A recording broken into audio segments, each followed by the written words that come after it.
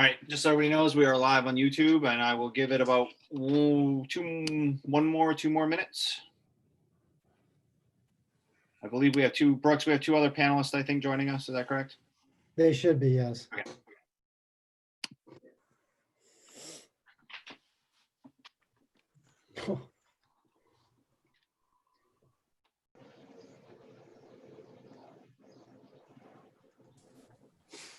Jim, is that a COVID beard?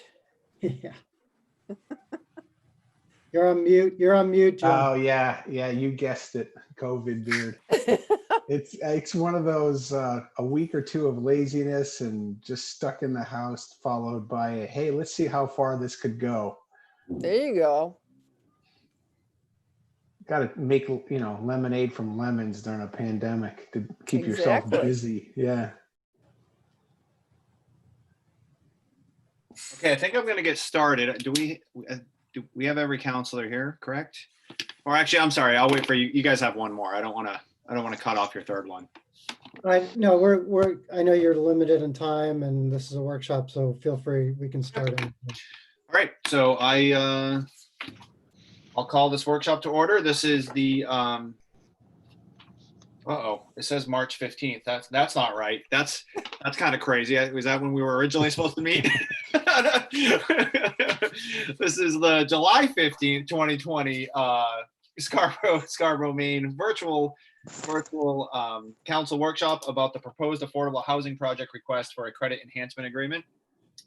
And we have Brooks Moore and Jim Damascus as our guests today. And with that, do you guys know who's going to start? I think I'll do a couple of words of introduction, if I could. Thanks, Tom. Thank you. Okay, sure. So what brings us together, I think the title suggests everything. Many of you may be aware this project has actually going through the planning board process and is poised for final approval, perhaps at the next meeting. So you may be aware generally just because of its notoriety through the planning board process, but essentially the South Portland Housing Development Corporation is proposing to build, I believe, 60 one-bedroom senior affordable housing units. And this is on a currently vacant parcel of land roughly behind the new Town and Country Federal Credit Union office building right here at Oak Hill. And there's also I believe about a 30,000 square foot office building proposed for the future also on that same lot. But this subject of the discussion tonight is just the affordable housing component only. Quickly by way of background, and I suspect there'll be questions of council when we get into this in more detail, but because this project sits within an existing TIF district, there's no need to create a new TIF. And so the matter before the council is consideration of entering into a credit enhancement agreement directly for this project. I guess I'll reserve other comments and respond to questions. I think that might be more helpful going forward. So with that, I'd like to turn it over to Brooks Moore and he can introduce his team. Thanks, Tom. I appreciate that. Yeah, so my name is, as you can see, Brooks Moore. I work for the South Portland Housing Development Corporation, which I'll just quickly before I get into the corporation, also with me is, as Tom mentioned, is Jim, and just joined is Mike Halsey, our executive director. So any of the three of us can answer questions after I give a kind of overview of the project and the TIF request. So as a background, the Development Corporation is the nonprofit development arm of the South Portland Housing Authority. The Development Corporation is, as I mentioned, nonprofit, so we're mission driven. The board of the Development Corporation and the Housing Authority, their goal is to provide more affordable housing, both in South Portland and neighboring communities. We currently own about 800 apartments, a mix of public housing and tax credit housing. We also manage tax credit properties for the Biddeford Housing Authority. So we are not, although we are called the South Portland Housing Authority and the South Portland Development Corporation, we are not limited to South Portland. And the board of the two entities' goal is to create more affordable housing in surrounding communities. Just in addition, as I mentioned, we're mission driven. So really our goal is to build quality, affordable housing. We do it for both families, and in this case, for seniors 55 years of age and older. We develop the housing and then we own and manage it for the long term. So we are not a developer who builds and then sells to a different owner or management company. So you know that who is developing it, and you know who will be owning it and managing it. The project itself. Brooks, just tell me when you want to. I'm sorry, Brooks. I can screen share whenever you want to. So if you want the visuals brought up, just tell me. Okay. So. Yeah, that's great. Yeah, if you're running it. Yeah, I think we can go to the visuals that show the building, and we can skip the intro screen and go to the site plan looking from above. Yeah, that's how I organized it. It should start with the plans. Yeah, bear with me. My American flag keeps popping up. Give me 1 second here. My hunch is there's going to be some dead airspace, Brooks. If there's one other thing, if there's anything else you want. Sure. Yeah, Yeah. I can go into it. Yeah. So so what we're proposing is 60 apartments. They'll all be 1 bedrooms. They'll be restricted to seniors 55 years of age and older. The rents will range from a sliding scale of those making 30% of the area median income or less, up to about $1,130 a month for those making 60% of the area median income. As Tom mentioned, the site is at the intersection of Little Dolphin Drive and Access Road next to Town and Country. The site's already been cleared.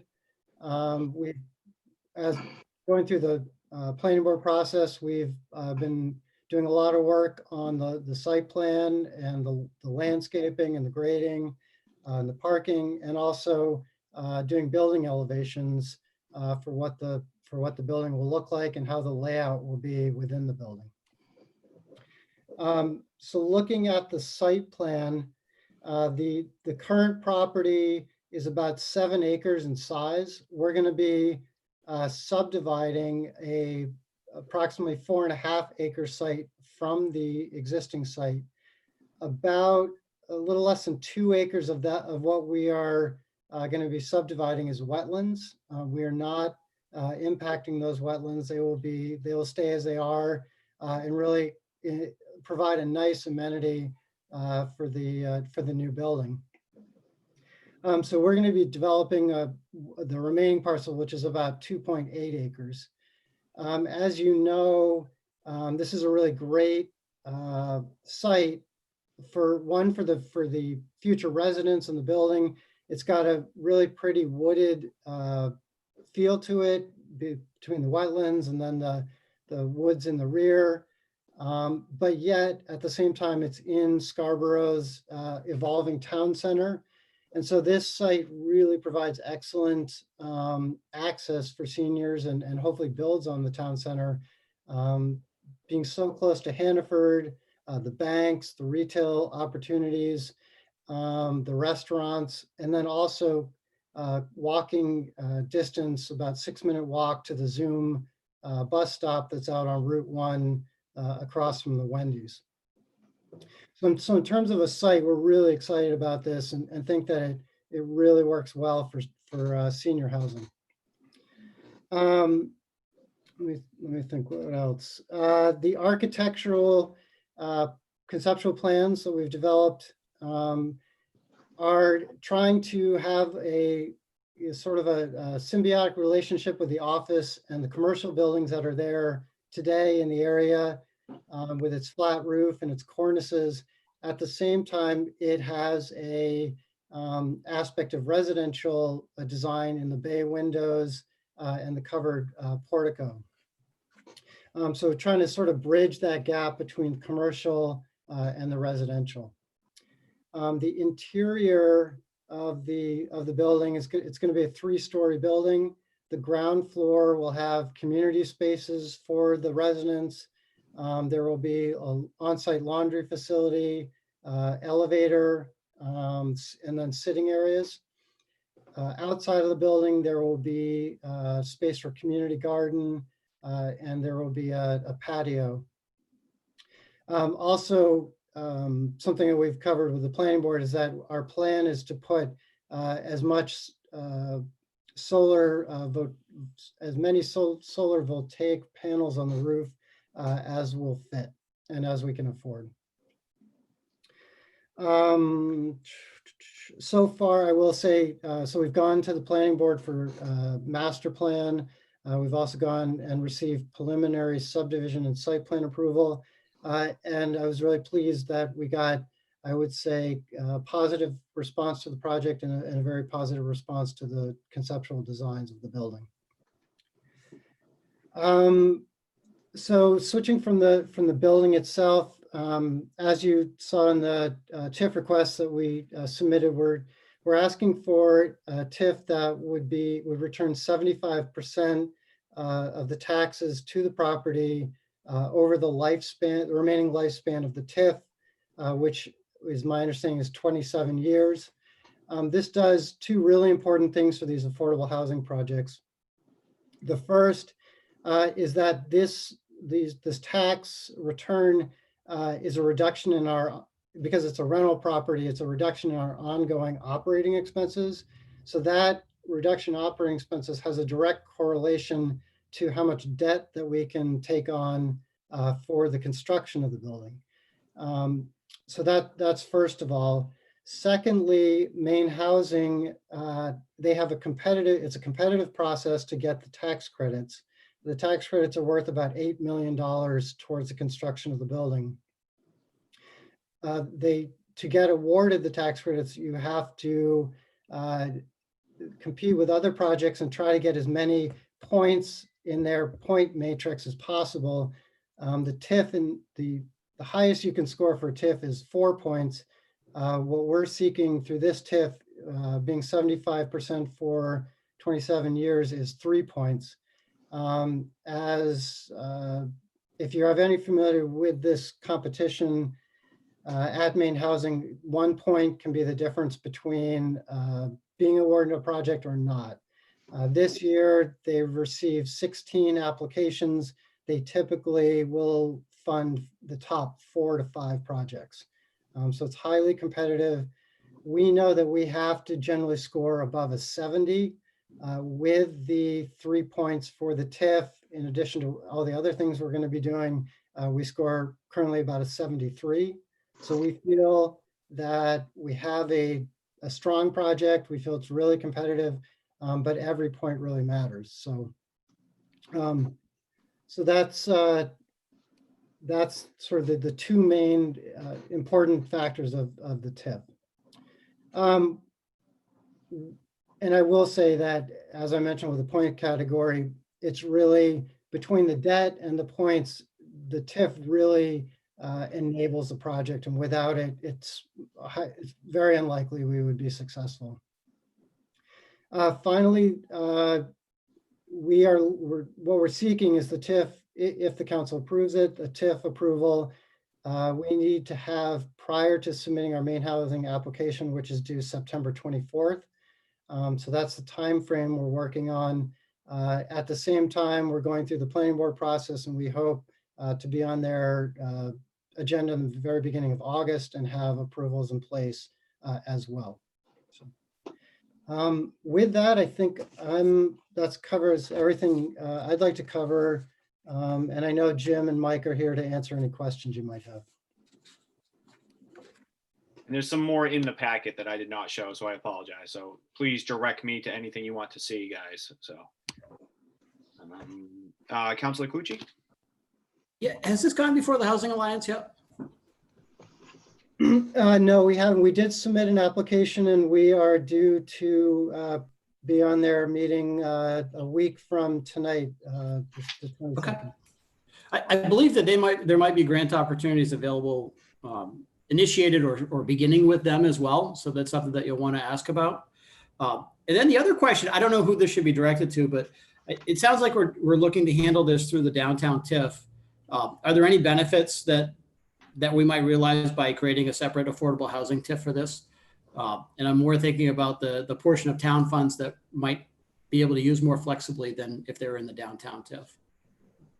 I don't really see a benefit for the town per se, but I can tell you for the development corporation, they'd prefer that because they could run a full 30 years, get the operational savings, but more importantly, an extra point. A consequence of them working within the existing TIF district is they can only, the credit enhancement agreement can't run longer than the district. And in this case, by the time they're up and running, it would be 27 years left on that. So there may be some benefits. I will point out, we and Jim Demesis in particular did get clarification. Please appreciate the difference between a normal, I say normal, but an economic development TIF and an affordable housing TIF. They are created statutorily differently. They are organized and overseen differently. Whereas in the case of an economic development TIF, Department of Economic and Community Development is the state agency that oversees. And in the affordable housing world, TIF, it's Maine Housing that oversees. So we did see clarification that although the existing district is an economic development TIF district, that this can qualify and work within that system. Okay. As a additional, sorry to interrupt anyone, if it's okay, yeah. One important difference for us between the two, we have done several affordable housing TIFs, and as Tom mentioned, they are great for the additional point.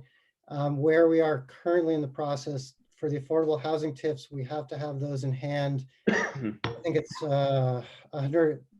I can't remember the exact number of days, but we would have had to have that in hand back in June in order to be counted for this upcoming tax credit round. Whereas with this existing downtown TIF, Maine Housing has said you can get it, you just need to get it prior to the 24th of September and show us that it's been approved. So we certainly, if we could do an affordable housing TIF, if we were looking at the round a year from this September, but in terms of this coming round, it wouldn't apply and we wouldn't get those points. Peter? Peter, you're on mute. Yeah, a couple of questions. I mean, the first question that comes to mind, why Scarborough and not South Portland as your selected project? Second question I have for you is economically, when, with everything that's going on, I'm going to have a real tough time saying we will give back 75% of the tax revenue for a commercial property. That's a significant amount of revenue over the next, 27 years. What's in it for us? I mean, what do we get out of it economically as a town? Why would, what is the business case for us to do it? And then thirdly, what I'm really upset about is we're sitting here in July, we have one more meeting or maybe two before that 24th deadline. That's a really short window for us to be making a pretty significant decision. In my humble opinion, I'm gonna have a tough time supporting a 75% CEA. So the first question is why us and not, did South Portland not do a CEA for you? Was it not available?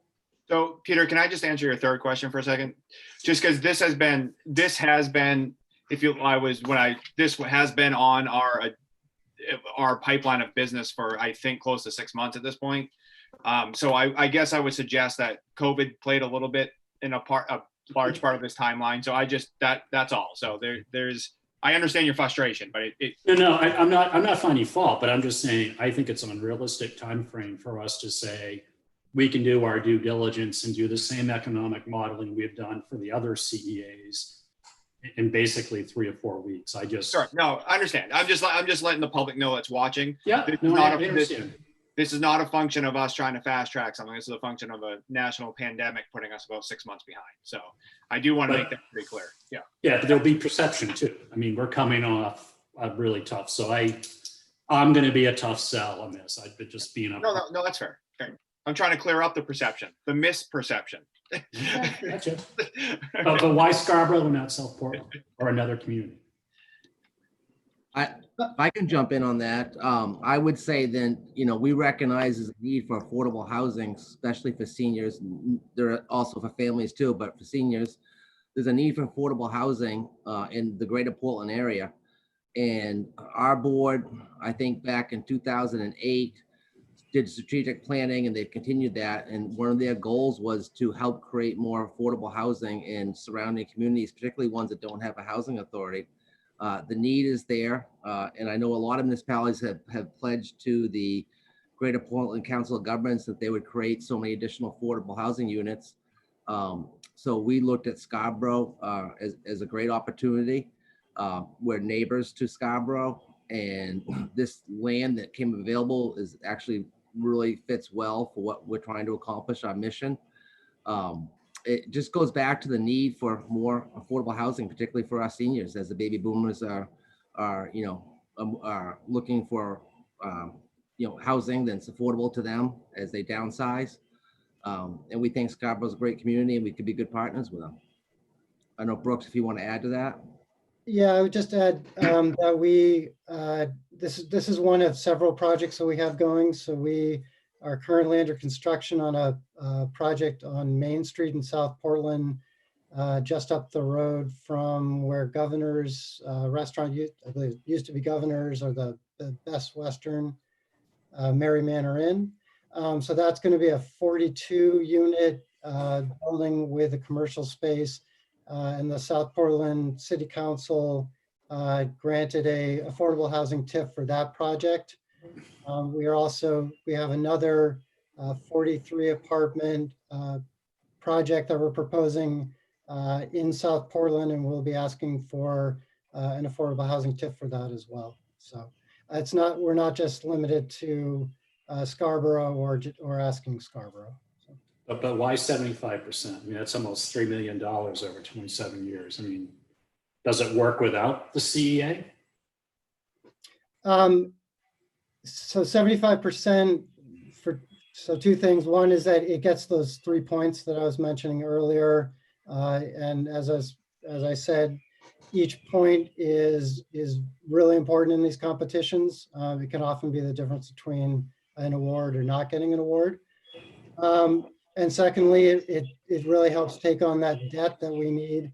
So in our Thornton Heights project, we saw construction costs go up over $1 million between the time that we started the project and when we got bids back. So.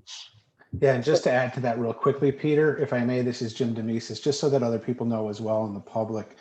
It's not a matter of a negotiation of like, oh, well, what about 60% or 40%? It's all or nothing in the sense of getting the points. And this is like not just this request for Scarborough, but that's the way these projects are done. And statewide, I've worked on many of these different projects, and Scarborough has seen these other projects as well in terms of not just senior, but also affordable housing. And frankly, they just simply don't pencil out. In other words, developers would be taking that land and developing market rate housing or commercial development. But if the desire, and when you say what is the benefit is senior housing in this case. And yes, it is a big ask, Peter, so I'm not taking that lightly, and I understand the fiscal constraints on the community. I'm a resident as well and a taxpayer. What I would say though is these types of projects, and it's good for those of you not used to them, you'd say, oh, it's only 3 points. 3 points is it, period. That's like either this is a partnership with the town at that level, or the project doesn't go, period. I understand, but I just want to be clear. Our challenge is we have taxpayers that you're asking to fund this. That is prime commercial property. If we don't do this project, there could be a commercial project that would go in there that would pay full taxes as you know, we've already got another significant CEA on the books. That's going to be $80 million plus over the next 30 years. Numbers get daunting for us. Part of our responsibility is how do we protect taxpayers? Fully understand. Their choice. And that's a tough one. Jean Marie? Environment right now. By September, it's going to be a tough Peter. Yeah. Sorry, Peter, I cut you off. I'm sorry. Jean Marie? Yes, a couple of things. First of all, Betsy, I see you. You can put your hand down. I'll get you next. okay. Sorry. That's okay. I'm very supportive of these May State Housing TIFs. I think that and know that they make a huge difference in being able to provide affordable housing. As a real estate professional, I know that there is a significant shortage of housing for seniors in particular. I specialize in working with that population. I see us, if we do this, not if, hopefully we will do this 75% TIF, as our opportunity as a town to partner with this corporation in order to provide affordable housing to those very people who have been negatively impacted by taxes, who would love to move out of their bigger houses and get into situations where they can afford the rent that they would be paying. So I absolutely think that this makes tons of sense. And when you ask why Scarborough, well, why not Scarborough? We have an extremely older demographic. I'm one of them.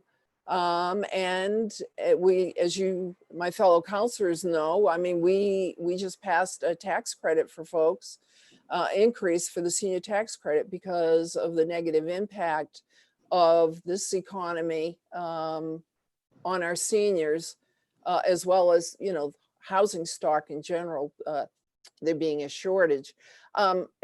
One more, if I could, Mr. Chair. Tom, what are the other projects that we've done Misha with recently? I know Bessie was one. Do you mind? Yeah, Avesta Southgate project was Yeah. one about 2-3 years ago, and then more recently Bessie 2. Yep. We did the same sort of under the same program, granted a credit enhancement agreement to enable those projects to move forward. Yeah. So this is nothing new for Scarborough. In fact, I think Scarborough lags behind in providing affordable options for folks. But that's it. Oh, you can see you want to see my niece dog over there? She's jumping around on the couch in back of me. Anyway, thanks. Thank you. Betsy, and then after Betsy's done with her time, Dawn, you'll be next. My first question is for Tom. So the Avesta and the Bessie 2, what were the CEAs for those? I'll confirm. My recollection is they are 30 years, and I believe they are, Avesta was 50%, and I believe Bessie's 2 was 100%. But I will confirm that for you. Okay, thank you. And my next question was, Mr. Tom and to Brooks. Tom, you mentioned, you know, and I'm afraid the terms have been a little bit mixed up here because I think Brooks, you were using TIF, I think sometimes when you meant CEA, but the TIF, had we done a separate TIF for this that went longer, including a CA or not, that TIF, would that have gotten you more points in your point scale? I'll let Yeah. Brooke respond. Yeah, if we had done an affordable housing TIF, 75% for 30 full years, yes, we would have gotten 4 points.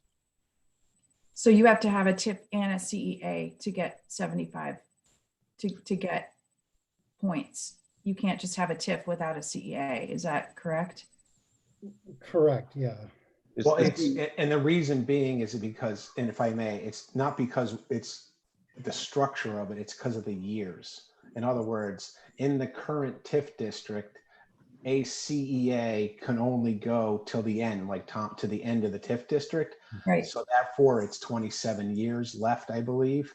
versus if it was a brand new TIF district with an associated CEA, it could go 30 years. So then, Tom, I mean, the TIF that we have doesn't really kind of seem to fit this. What were the other TIFs that we set up for Avesta and Bessie too? Affordable housing? They were. Avesta, we set up one for that property proper specifically, and that was an affordable housing TIF. For Bessie 2, as I recall, there was an existing CEA, TIF and CEA for Bessie 1. We had to do some modifications of that to provide for that exactly for the same reason. So the additional one, Bessie 2, could run a full 30 years and they could maximize points. And so our economic development TIF, 3% of that goes into a fund for downtown TIF development. Is that being proposed for this because it's being put in the economic development? So 78% of revenue would go not to the general tax fund? No, I believe all we're talking about is a 75% back to the developer. So how would we not, since our TIF includes 3% back, how would we get out of that part of it without a special TIF? Betsy, I believe you're correct. I think he might be misunderstanding you. You're correct. Because it's in the TIF, it's the downtown TIF district, so we would be sheltering 3%. So it's 75% to developers, 3% sheltered for our future use of infrastructure, and then 22% into the general fund. So which is not Correct. what we do with an affordable TIF. We don't shelter additional money for that. Oh, I don't want to speak for you. I just want to make sure. Correct. You are correct. And that 3% is a function of the existing pre-established TIF district that's in place. You're right. We're not looking to modify the terms of that. So Right. Chairman Johnson was correct. So yeah, that's exactly what I said, but I guess you said it better, Paul. So, you know, again, it's an economic development TIF. And so typically, what type of analysis, Tom, was run for the other TIFs? Because with the economic development TIF, we actually run a services analysis. What is it going to cost us to service the development inside of the TIF? We've run pretty extensive services on that. What have we, so this is, you know, I would, because we're an economic development TIF, we'd be looking for something similar, but how does that line up with what we did for the other two affordable housing TIFs? We did no impact analysis for the two other affordable housing TIFs. Right, wrong, or indifferent, we did not undertake that process. And so then my question to the South Portland Housing Allowance is— Betsy, if I could, just I would observe that given, I think the proposed use is important to think about. 60 units of senior affordable housing from an impact point of view compared to what other development types possibilities there are, it's got to be less impact on the community than would happen otherwise if left to, you know. Well, I don't know. I guess I'm not, maybe, I guess I don't know because of the way it's structured. Is there implications for general assistance? You know, we don't have a housing authority. Are we going to need to hire someone to help run that? Or are they going to run it under their housing authority?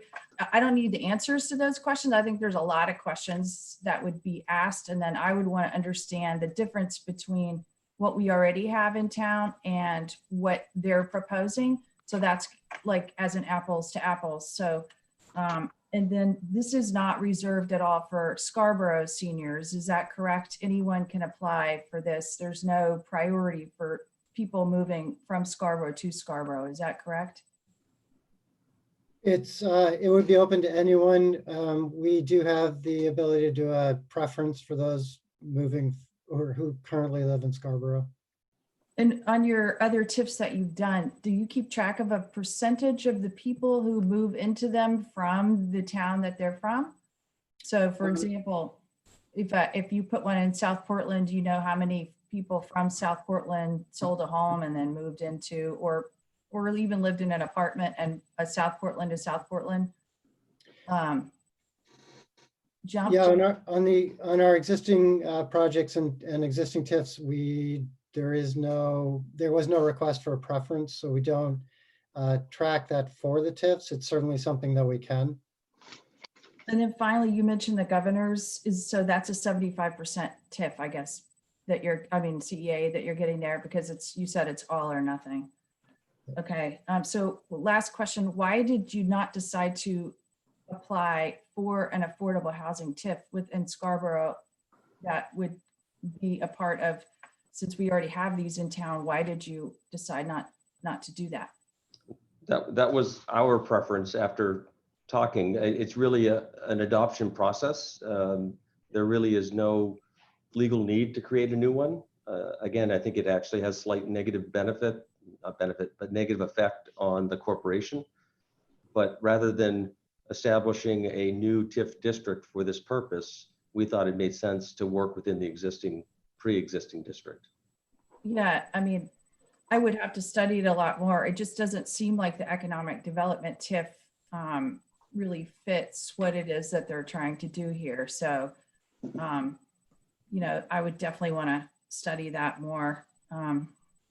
It's the only effect of that is, the TIF is the necessary prerequisite. You can't have a CAA without a TIF. And so we have a TIF in place. Yes, it was established for a different purpose, but it serves the legal purpose necessary to have this conversation. Right, but as we analyze CEAs with an economic development TIFs, we do a whole different type of analysis. And so I think what you're asking for us is to not really do any of that analysis on this, because really they're asking for an affordable housing CEA, but not an affordable housing TIF. So it's, I think to Peter's point, when we just recently did, a CEA for WEX. And the reason we did that is because we felt there was a big economic benefit for the town under our commercial development, TIF. So I'm just trying to sort all of that out. And I do think it's a really short time frame to really dive into the details and compare what we already have in town and compare the needs and how this might work. So I guess if that is the desire of council, we need to hear that. I did not appreciate that you would be looking for a full analysis of demand on service and the ROI approach.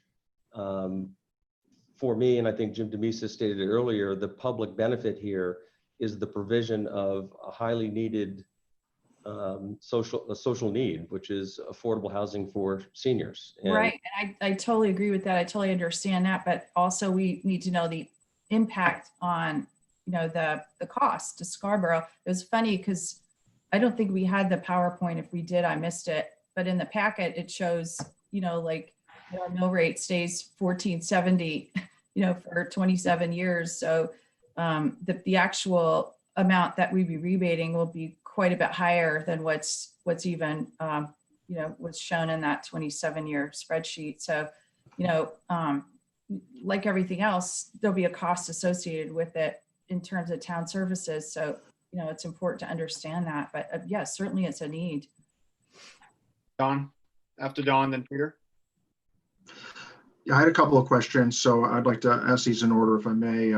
One comment to begin with, the need for this is very clear, the need for elderly and low-income housing, no disputing the need. But there are a fair number of other questions that I think, other people have touched on. I did want to mention one thing, and I know this is not a secret because it's on their website, but the developer, M&R Holdings, is a Risbera company. So as everyone knows, we have significant commitments and obligations with them. So I just wanted to point that out. Some people miss that. So let's keep that in mind. And there also, you mentioned there's another development. There's an office building that is adjacent. Tom, could you speak to that, the office building, the M&R office building? To my knowledge, it's just conceptual at this point. They've not pursued any planning board approvals at this point, and it's certainly not the subject of this discussion. It would not be included. So it is within the downtown district, and it would be subject to the requirements of that pre-existing TIF district. Okay. The other question I have is, I know you're a 501c3, so you're not for profit, but do you have any, are you contemplating any pilot payments, pay in lieu of taxes? I know that there are some benefits in terms of the CEA, but that's based on captured value. But are you planning to pay taxes to the town, and also what do the other elderly and low-income housing like Avesta and Bessie School, do they also pay taxes? That's a question, I think, first for the petitioners, and then the last question for Tom. Mhm. Thank you. Let me start. Just by matter of corporate construct, all of these corporate entities pay taxes. In spite of their 501c3 status, they are still obligated. There's no tax exempt status. Ergo, a need to request a credit enhancement agreement to reduce that tax amount. So it's a bit of an ironic corporate structure, it strikes me. But you're breaking up, unfortunately. I can't hear you very well. I don't know if that's a problem for others, but I can't hear you that clearly. Don, you're actually breaking up. I believe it's actually you, just as a heads up. I think it might be your connection. Uh-oh. Yeah. So Don, Sorry. I'll just restate. So as a matter of corporate structure, all deals that we have in town, and to my knowledge, all corporations like this do pay property tax as a matter of their corporate, setup, if you will. It seems a bit counterintuitive, and that's exactly why these projects seek some reimbursement through credit enhancement agreements, because they do have the obligation of paying property tax. So it'd be helpful to know that at some point. One final question.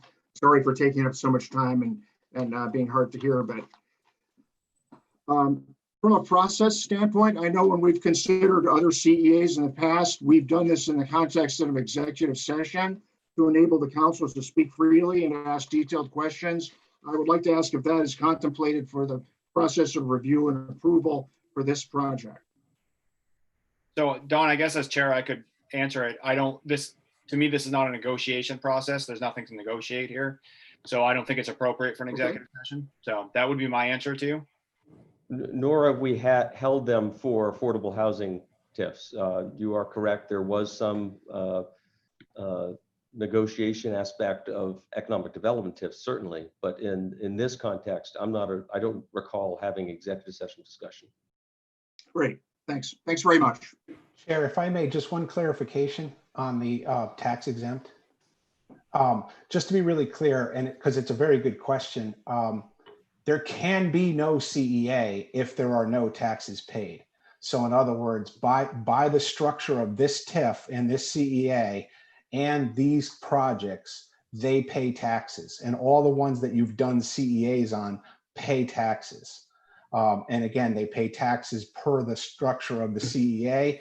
They pay taxes on any existing value prior to the CEA, and they pay taxes after the fact of the CEA. If they were tax exempt from a property standpoint, you would not be allowed to even do a CEA. There would be no value to do that with. Thank you. Peter and then Ken. Yeah, I want to go back to something the town manager, Tom, said.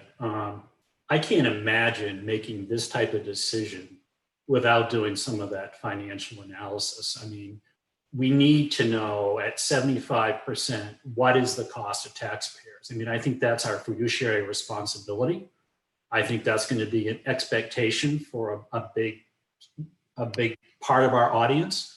I'm not comfortable making a decision just saying it's the right thing to do and, it's less expensive than other alternatives. I think our pattern has been, and some of the ones that we've done in the past, we've done that financial analysis. So as chair of finance, I'm requesting the chair that is part of this process, however that takes place.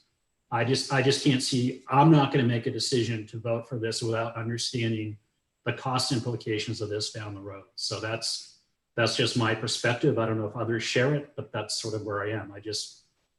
I'm not comfortable giving away 75% of every tax dollar we collect based on what we're facing over the next couple of years, especially with a $100 million school system facing us in the next 5 years. So I'd be curious what others think, but I will vote no without some type of financial analysis, and I'm just putting that on the table right now. Ken? I was wondering, are there any other buildings on the property other than apartments? Administrative building or anything like that? There's no, the site's currently vacant. We'll, as I mentioned, we'll be subdividing off a property that will be senior housing. M&R is going to retain the remainder of the property, and their goal is to put an office building on it. To my knowledge, they do not have a potential tenant yet, so they wouldn't build it unless they found a tenant. Okay, so you don't have a separate facility to manage the property, it's self-managing, where the administrators within that building? Yeah, so we have our office building where we have our management staff. We'll have an on-site office in the building, but that it won't be. It'll be staffed part-time. Okay. And one last thing, if you don't mind, in your business model, for lack of a better term, is this typically the way you do the process? You scout out the properties, you pay for engineering, you go through countless hours of planning, knowing that you need a CEA, and then you come to the governing body and ask for it? I mean, is that what the model is? Yeah, it's a Maine Housing requires us to do, as I mentioned, it's a competitive process. So they require us to do a ton of work up front. They only want to fund, or they only fund projects where you have your municipal land use approvals in place and your TIF in place by the time you apply. So it's a process that we do concurrently. So. Thanks. I was more asking is, you know, the worst thing I can think of on a plan is to set out the plan and then find out I can't do it. So I was wondering, in your process, do you get a temperature of the location you're going that maybe the group's in favor of a CA, or is that your typical model? That's what I was trying to get at. Or did you come into this just assuming you're going to get a CA? No, we have to, like other developers of other projects, we have to take on risk. And so, yes, we talk to town staff, we try to do workshops and get an idea. But, you know, we have to keep moving forward on the projects, and we have to try and get our, we can only apply once a year for this competitive round. And so we try to line up as best we can things for those applications. In the best case scenario, yeah, we hear, you know, before we spend money on design and all that stuff. Sometimes it works that way, sometimes it doesn't. Okay, I appreciate that. Only one last comment is, I mean, I support Councilor Gleisteen and Councilor Hayes. I feel like a resident right now. I feel like the deal has been baked and I'm just hearing about it. And I apologize, but I'm really taken back that we don't see a value of doing an impact analysis. After all, there is cost to serve. We know there are no children in the schools, but you have 60 units that could probably go to 2 people a unit. They're still using the roads. Those folks are still using our library. They're still calling 911. And we're given 75% of the revenue that is used to support those services. And we haven't done the work to see what the real impact is. So my last comment is I definitely support Councilor Gleisteen and Hayes on that. So I think as a workshop, I think I think this should be more about trying to learn about the project. I will say, I think what strikes me is we just had an election that really, it essentially pitted bottom line dollar thinking versus public good. And the bottom line dollar thinking got trounced. And to be completely honest here, this workshop's coming across as a little combative and tone deaf. I mean, I understand people's frustration, I can tell you, I wrote in your email, in your chair's report for the last 6 months that this is in the pipeline. So to sit up here publicly and act like we don't know this is where it's coming from, and frankly, to come off the heels of an election that essentially was a very, very strong message to this council, I'm disappointed. And I thought we would be here to learn more about the project and not make passive aggressive remarks about the town manager, about the developers, and frankly, about a process that a lot of us didn't have a lot of control out of. So I can just tell you right now, since we're offering up where we are, I'm not proud to be on this council right now because I don't understand the undertones. I don't know why we're not here to learn about the project and actually weigh the public good. And this level of thinking that we've had, it ain't going anywhere. We were just sent a strong message that this level of thinking isn't going anywhere. You guys can claim the taxpayer all you want. You can claim the people's voice all you want. It ain't there. It is not there. So I'm going to request that we ask more about the project. And if we don't have any more questions about the project, then we can adjourn and we can reconvene the regular town council meeting scheduled at 7 o'clock. So at this point, does anybody have any questions about the specific project? Is it about the specific project? Yes. Okay, go ahead, Councilor Gladstein. Yeah, I just had questions and I was asking them. I have no Do you have any undertone more questions about the specific project? whatsoever.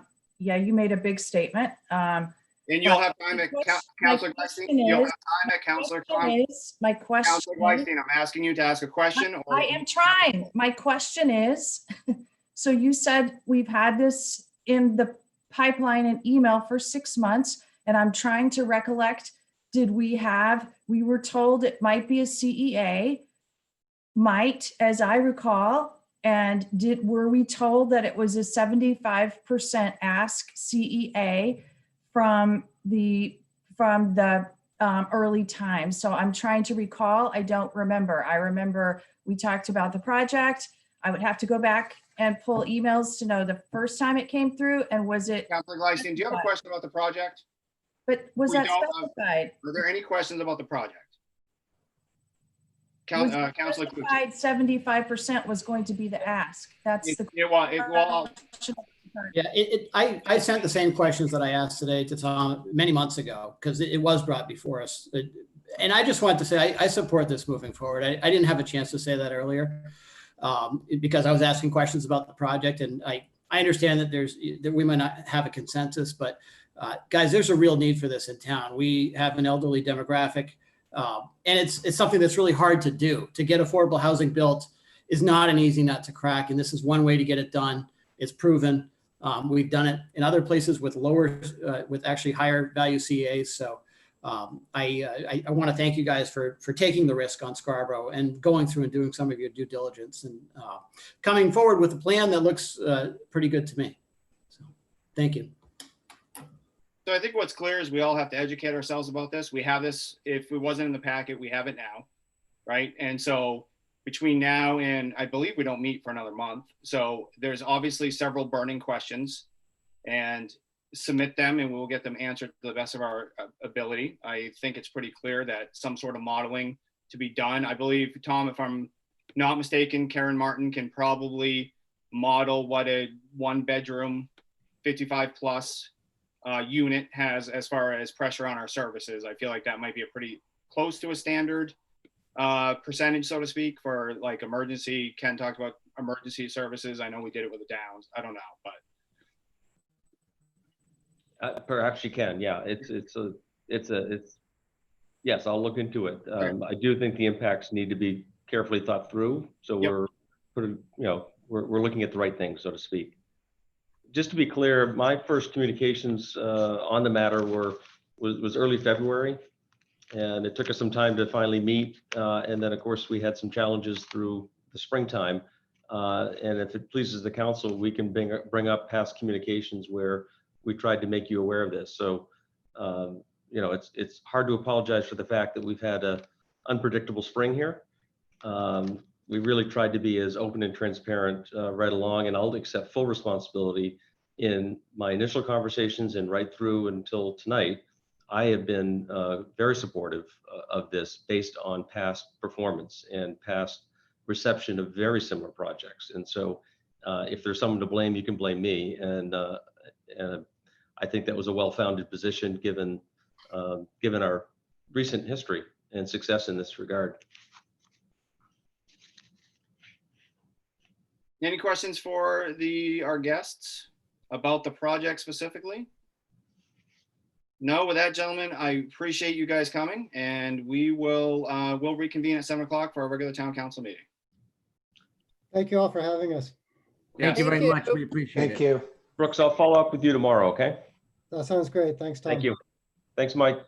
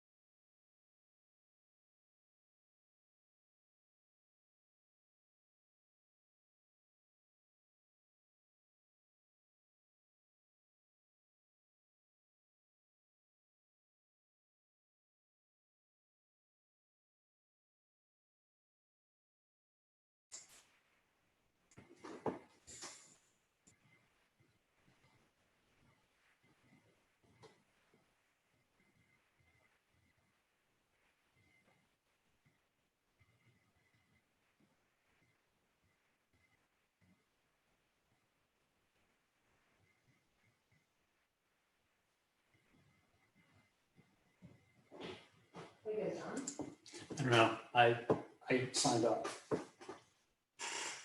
all across the line. Peter, Peter, you're you're not on mute, buddy.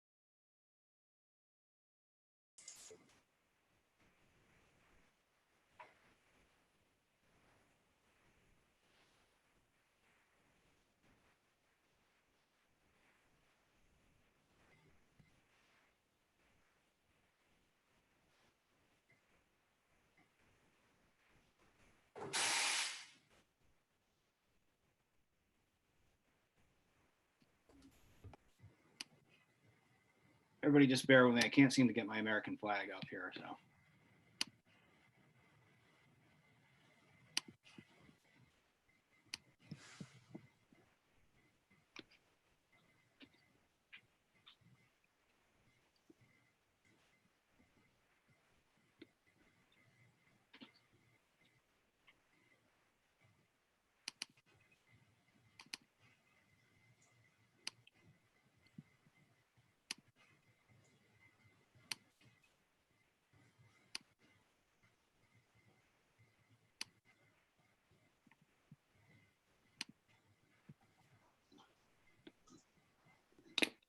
Okay, I am going to call this regular Town of Scarborough, Maine Town Council meeting to order. Today is July 15th, 2020. The first item on the agenda is the Pledge of Allegiance. I pledge allegiance To the to the flag Flag. of the United States of America and to the republic Republic. for which it Which stands, stands. one nation, Nation. under Under God, God. indivisible, Indivisible. with liberty and injustice for all. Tody is not with us today. She has the much deserved day off. So Tom, would you like to do roll call? Certainly. Councillor Katarina, Here. Councillor Clucci, Here. Councillor Glystein, Here. Councillor Hamel, Here. Councillor Hayes, Here. Councillor Johnson, Here, and Chairman Johnson. Here. Item number 4 is general public comments. There are 3 people currently in the audience. Is there any general public comment? There's none. Item number 5 are the minutes. There are no, or the minutes are not available at this time. My guess is Tody was a little bit busy with election season. Item number 6 is adjustments to the agenda. Councilor Hamel, would you like to adjust the agenda? Yes, I'd like to suggest that we have the town manager's report moved to the top of the order, please. Thank you. Thanks, sir. And without objection, we will do that. Item number 7 is the treasurer's warrants, which I do not have. Mr. Town Manager, would you like to give your update, please? Yes, be pleased to. First and foremost, I want to, I guess, publicly announce, although Larissa has done it herself, Larissa Crockett, our Assistant Town Manager for about 3 years now, has been appointed as the Wells Town Manager. Larissa, many of you have had the occasion to work with her. I think you have an appreciation for her skill. She has really honed her skills quite well here, and she's ready to move on. So she'll certainly be missed. She's done a lot to advance some very important priorities that that we can't go backward on. And so I'm certainly looking to carry on her good work and expand on that even further. So with the impending vacancy, I am trying to be strategic and thoughtful about how best to move forward.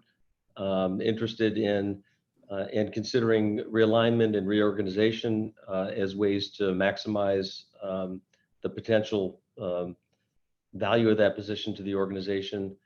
It's really remarkable to me, prior to Larissa, the position didn't exist. And as I think about the sort of contribution that she's made and that her successor will make, I can't imagine existing and operating without someone to be able to support me and support the council and to be a service to the community. So I'll be reporting out to council, further about that matter after I've completed my review and analysis. But again, Larissa has been a great help, a good friend, and she'll be missed for sure. As was mentioned, I guess we didn't mention it, but the town did do a soft launch to a new website on July 6th. We purposely did not want to publicize that. The website is, I'll certainly say it's not perfect. We hope it's a better architecture and system to navigate and find information.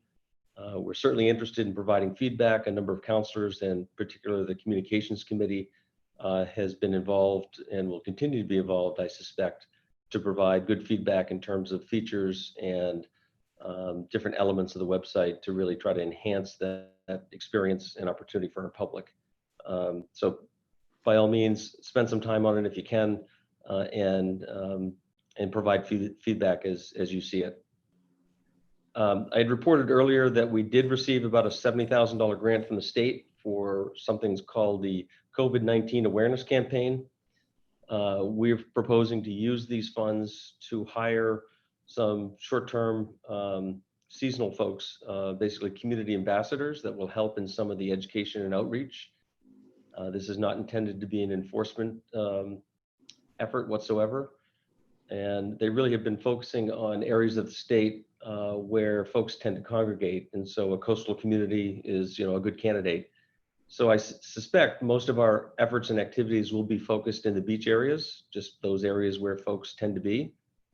And we do expect to have folks kind of boots on the ground, interacting with visitors and residents, providing certain protective equipment if they don't have it. And again, really being the ambassador term, I think, is the best way to characterize and embody what we're trying to accomplish here. In addition, we'll have education materials and signage that will be placed throughout town, really reminding of the basic things that should all be commonplace to us by now. But nonetheless, we see the need to provide these constant reminders to ourselves and to our residents and visitors. So I'm very anxious to get that program up and running. The state of Maine, I think, has done a remarkable job based on kind of statistics and how we compare to other states in the country. But it's going to require us to be vigilant for some period yet. And so this is our high time, and this is when we really need to be sending a consistent message out there. So this can't start soon enough because we're all trying to do our part to provide that education in the meantime. So it'll be good to have dedicated staff on. And again, all of what I describe will be covered through these grant funds. So there's no fiscal impact to our budget per se.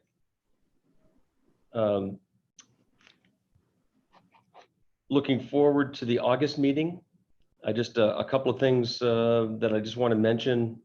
This has not been finalized, but I can tell you that we are currently in the process of reviewing, I believe, 4, if not 5 marijuana establishment licenses.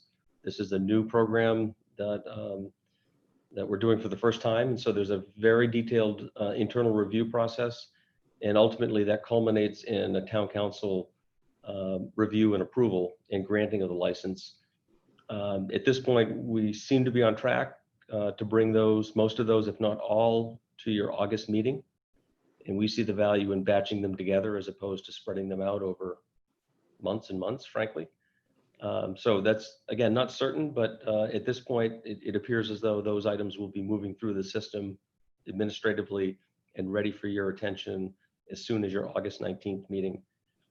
I do also anticipate potentially a zone change for the Higas Parkway district. There has always been a prohibition to drive-throughs in that district.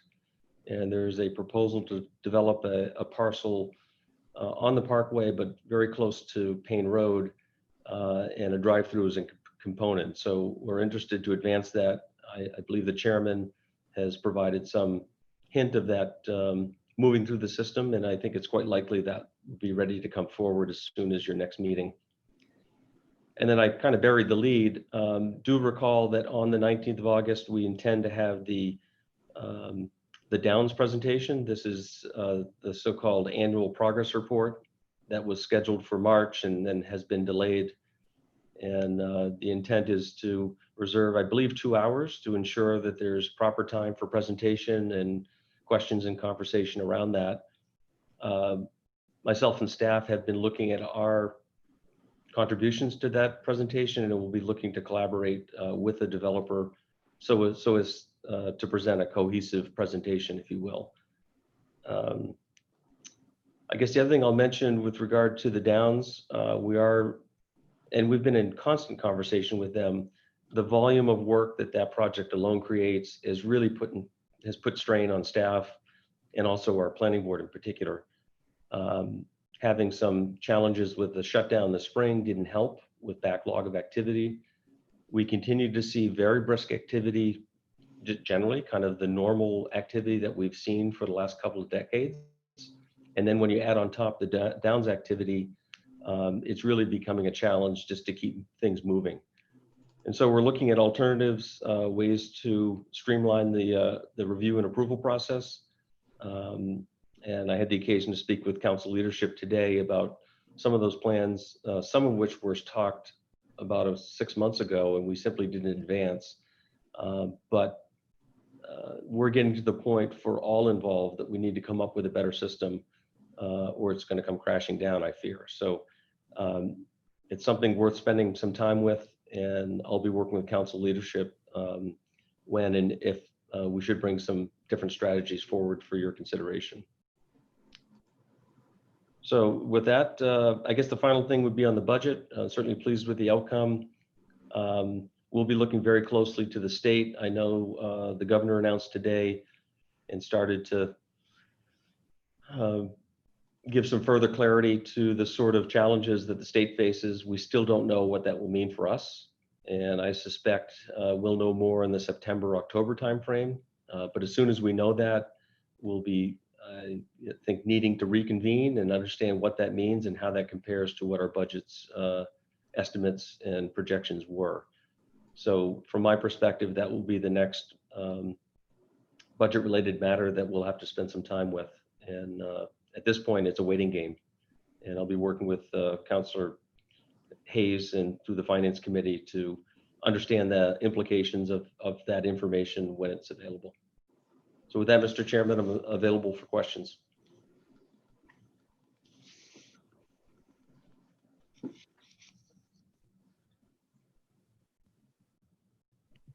Any questions for Tom? I know this is not my time, but I will just echo Don and I did spend a couple hours with the Downs folks today. We did submit a list of questions that we had compiled as a body. And I believe by the end of the day, I had questions from absolutely, I believe all of us. So there was at least something from everybody. I did straight up copy and paste everybody's questions, put it in bullet format, right? But at least they've heard directly what we were interested in. And again, I know this is Tom's time, but I do want to reiterate, I think we're trying to pivot the conversation to maybe take a more collaborative approach to this. So I think one of the big things to the report out is for the Downs crew to hear exactly what the concerns of the council were as a body. So. Okay, thank you. With that, we are on to order number 20054. It's a 7 p.m. public hearing only on the proposed amendment for chapter 612, Town of Scarborough Ordinance, creating rules and regulations for the use of parks and recreational facilities, section 1 in the definitions. And this is, I believe, changing the definitions around smoking and vaping. This is a public hearing only. Are there any comments from the public?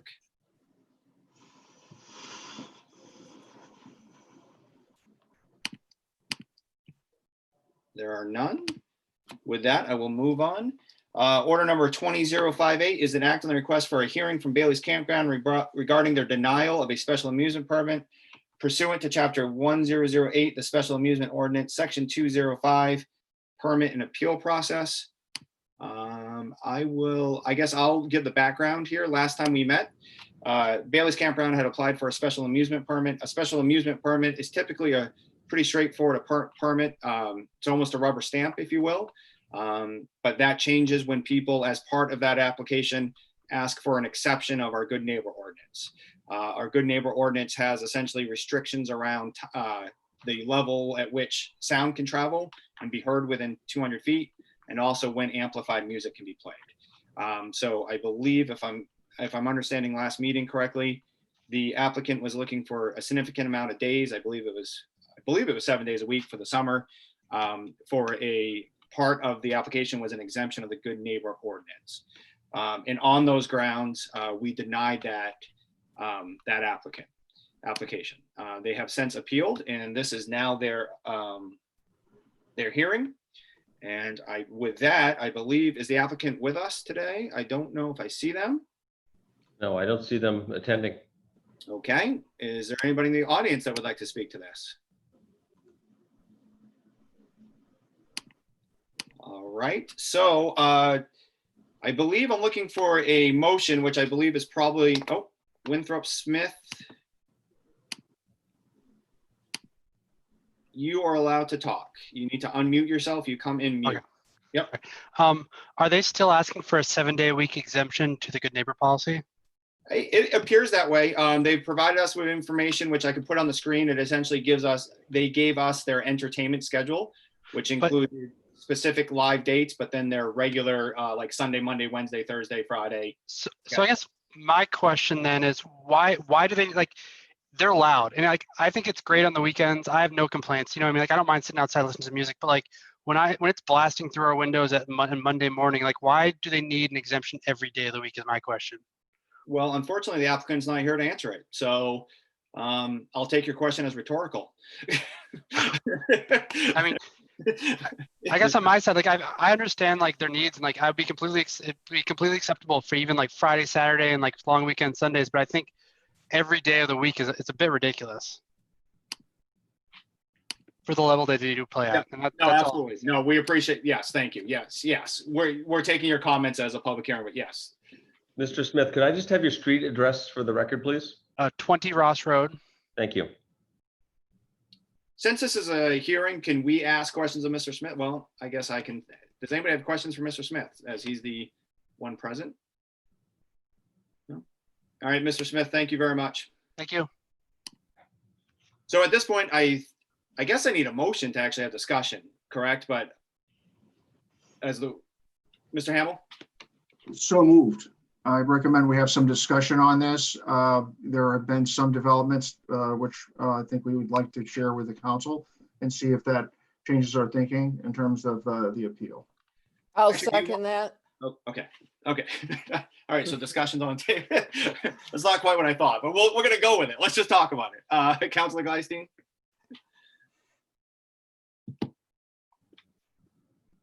You're on mute, Betsy. Sorry. I do have some discussion later, but point of information, can you please just clarify if it's possible to grant the special entertainment permit without granting exemption to the good neighbor ordinance, or it's not possible because they haven't requested that and they're not here to change their appeal? Can you just please clarify that? I believe it's within the authority of council to certainly do that. You could grant the license conditionally, you could grant it without exemption, or modify it any way you wish. Okay, thank you. And I am going off memory from Tody here, but she's made it pretty clear a few times that we are, since this is an application, we are allowed to approve the application with any conditions or deny the application with any conditions we want to. So, Councilor Hamel? And that was the reason for my motion to have some discussion, to shed some additional light on what's transpired since Councilor Ken Johnson and I had the opportunity to visit with Mr. Tom Bailey and Galen Bailey over at the campground on a ferociously hot Sunday afternoon. So, we had a good discussion. I think that, Mr. Bailey conveyed to us his, concerns that I think have been expressed in the appeal. Since that time, we have been in touch with other residents. I didn't get a chance to ask Mr. Smith this, but the folks that I spoke with indicated things have improved, but they were still concerned about the ability to enforce the good neighbor ordinance if need be, even in view of the measures that the Baileys have undertaken in goodwill. So Ken, help me with that. Thanks. Yeah, just to build on what Councilor Hamel just mentioned, we went out and visited. It was I thought a friendly, productive discussion. It was hot. As a result of the denial, our understanding is they went into, immediate, what can we do? So they definitely want to participate in this. They're aware of this. So they listed out a few things for Don and I of what they've done. They purchased a decibel reader, and they took benchmark ratings of 100 decibels. And I meant to Google that, and I just didn't, been so busy. But based on that, they reduced it down to 60 decibels, which was, that's a 40% reduction in the volume. They had taken their speakers that typically point to the face out of the atrium, and they turned it into the side areas to again mitigate more of the sound. And they have discussions with all musicians because they only have live music one day a week. I do believe it's Saturday, so they do have the discussion with the act about being mindful of neighbors. So I thought it was an honest, earnest approach and awareness in trying to mitigate it. I'm sure if we had some additional feedback, they'd be willing to entertain it. I think one of the Baileys, I think Galen's on his way in. So I just communicated with him over email. To that point, I think it's really important. The Good Neighbor Ordinance isn't about live bands, it's about amplified music, right? So if you plug something into an amplifier, you're essentially, without exemption, you're breaking the rules. Right. And I believe if I look at their entertainment schedule correctly, they're looking at least 5 or 6 nights a week. They are amplifying music, right? Correct. So the Zingo, so their karaoke, it doesn't matter if it's a live band, if something's Correct. plugged into a speaker and Correct. amplified. And so I think it's important it's important distinction, right? So Yeah, I just wanted to follow up on that because the assumption was the speakers, not necessarily associated with a band. right. Any amplifies with speakers. The speakers are turned inward now versus outward. So that again is my understanding. Councilor Hamel? Yeah, just to kind of build again on the things that Ken and I learned when we were over there on Sunday and subsequently. We had heard from the neighbors on Ross Road that and others that some of the worst noise issues for them were associated with karaoke. You know, that's where I guess on Sunday night and also on Thursday night, people were able to sing along with a microphone. The other thing I would mention is that most of this activity we're talking about is near the pavilion. That was the structure that burned down and has since been rebuilt. It's near the family pool at the front end of the park. And it does directly faces Ross Road. But there's also another part of the park where there's a restaurant and amplified music down toward Little River, where there's a beautiful view of the marsh looking down toward Old Orchard Beach. But that also does have amplified music. So I just, that's sort of what we learned, and it kind of leaned us in the direction of possibly trying to real time make some revisions to the appeal to see if that would be amenable to Mr. Bailey and to the council.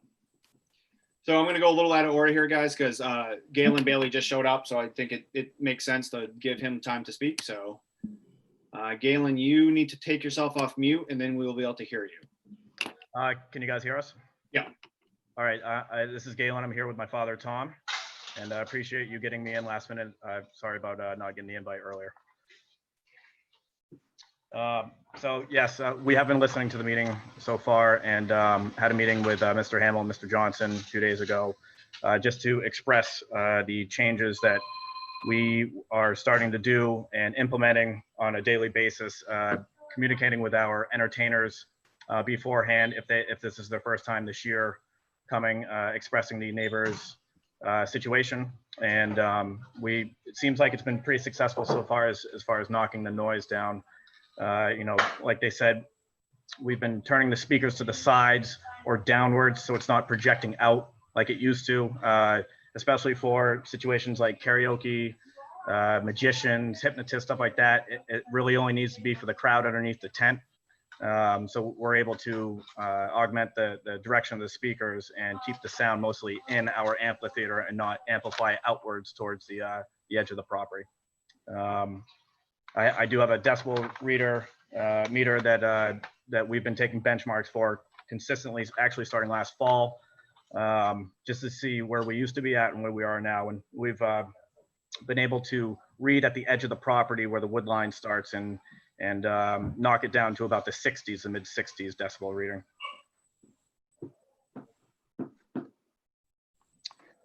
Any questions? Thanks, Galen. Any questions for Galen since he's on the line with us? Betsy? So you said that for certain events, you were able to turn down the volume and keep it within the sphere for the tents within the sphere where people are in the tented area. But what events do you want? Is it that you like to project out more for certain events? And what does that sound like? And in the last 2 weeks, have you had any of those events? Yes. So to answer what our events mostly are, the only thing that really needs to project out a little bit more is the live music on Saturday evenings. On the application, we put 7 nights a week, and that's just our general entertainment schedule. And I understand there was a misunderstanding thinking it was maybe live music 7 nights a week, which is not the case whatsoever. I did send an email over to Tody as well with a breakdown of kind of the nightly stuff of what happens. And yeah, with the Saturday nights, we have a slightly bigger crowd where they're not just under the tent, they might be around the pool area or the fence, which is another 30 feet out. And I've even spoken to the 2 bands that we have the Saturday nights about even if they're projecting it outwards to just take that down a couple notches. And that's been a successful reading as well. I see it up into the 70s sometimes, just depending on obviously what songs they're playing.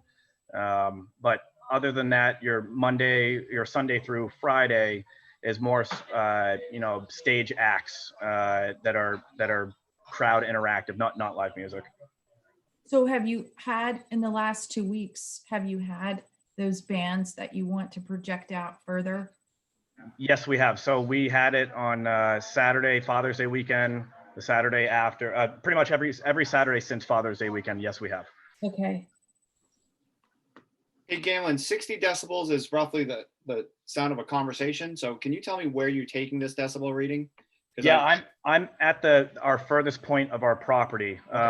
So all the way before the wood start, which is behind where our neighbors from Ross Road are. So I go right up to the wood line as far as I can, pretty much, right to the buffer area.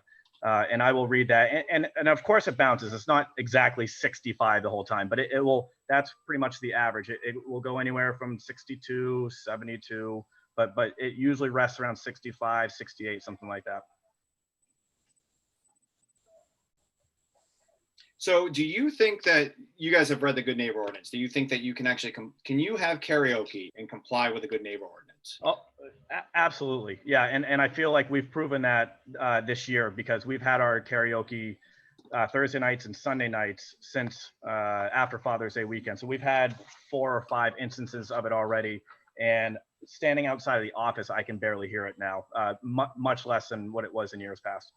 So then we don't need to exempt you from the Good Neighbor Ordinance on karaoke nights then, if you think that you can stay within it. Is that fair? Yeah, that is very fair. Yes. And I would be able to say that for almost every night of the week, except for the Saturday nights when we have the live music. Do you think a fair compromise would be for us to exempt you from the Good Neighbor Ordinance on the nights that you've already predefined to have live music?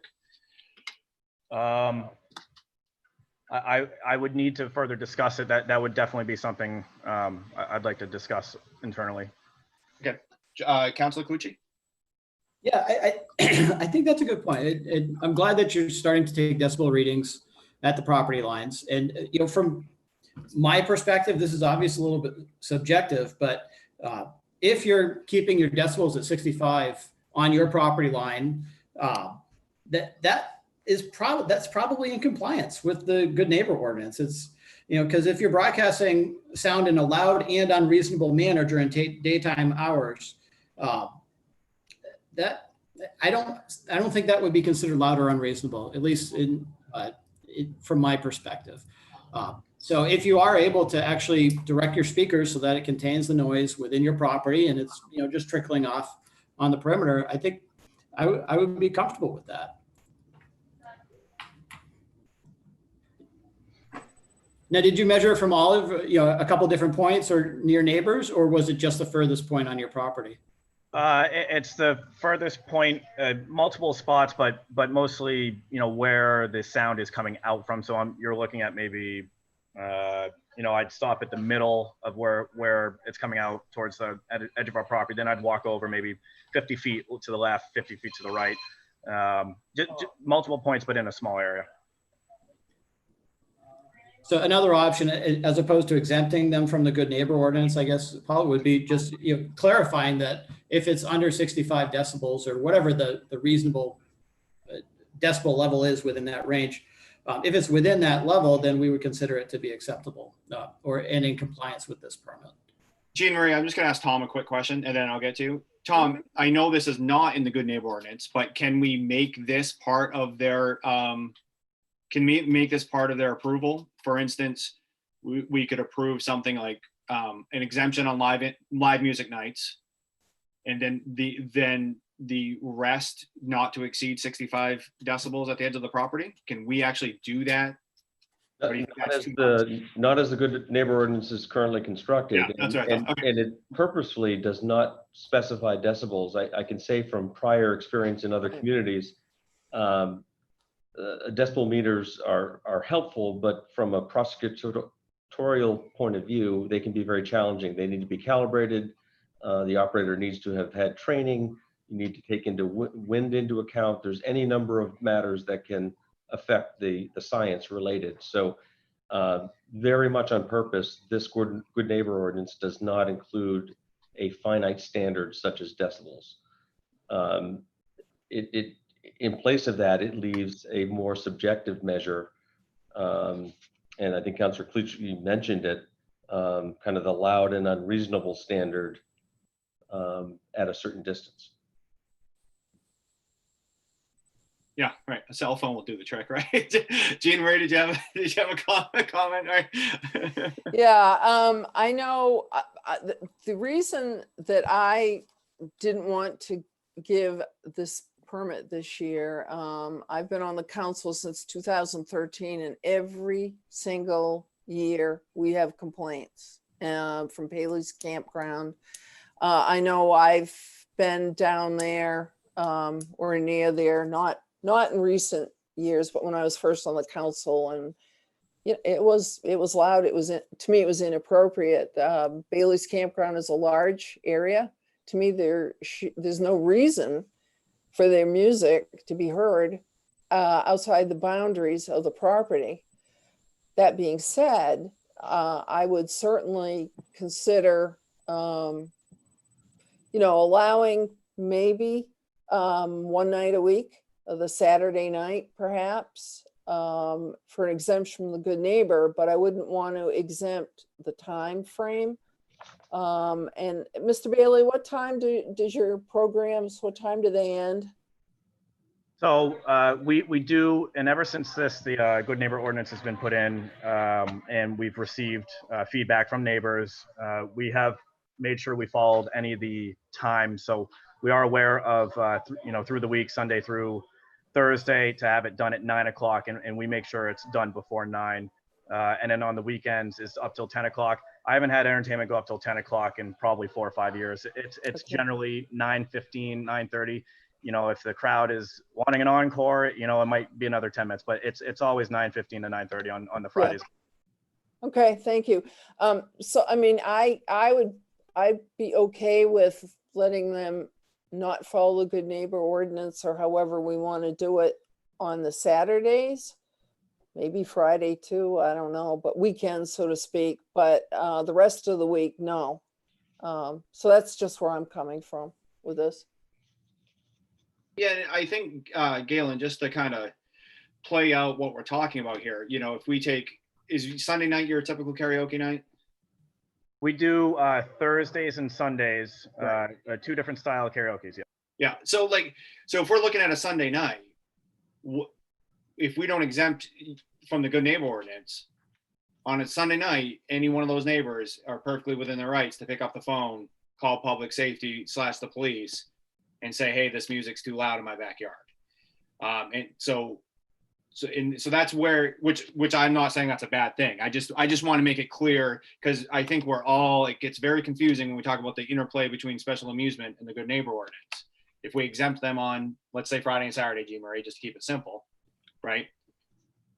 That means the neighbors have a right during those karaoke nights, if they decide that it is unreasonable, somebody's going to go down there, and we're going to have disputes amongst neighbors, which maybe they're healthy disputes that make everybody, in a better place at the end. But I want it to be clear what we're doing here.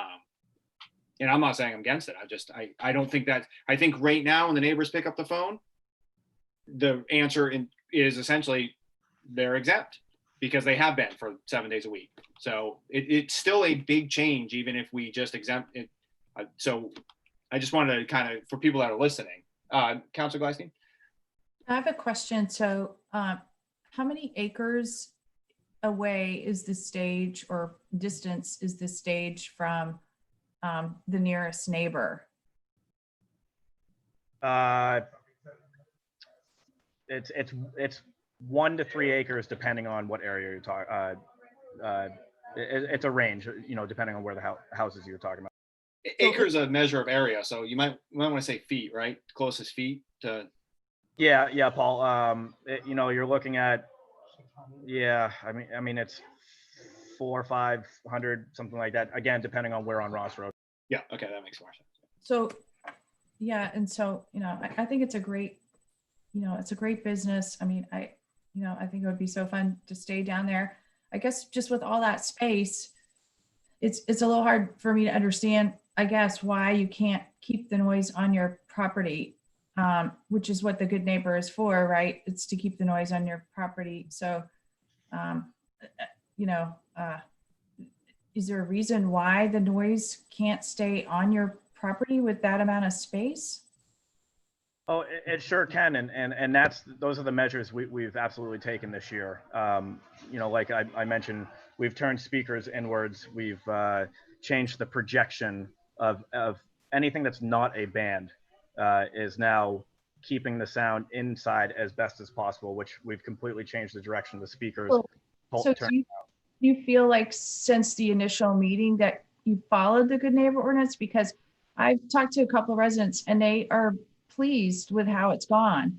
So if you feel like you're abiding by it, you know, which is awesome, and you made some changes, which is awesome, I'm not sure why you would need the exemption, because at least based on a couple of residents I talked to, they're like happy now. They're like, wow, that worked really well. And so then if maybe things let down and they might be able to call if there is an issue, I'm not sure why we would want to take that ability away from them, because it sounds like you guys are happy. Like you've made some changes.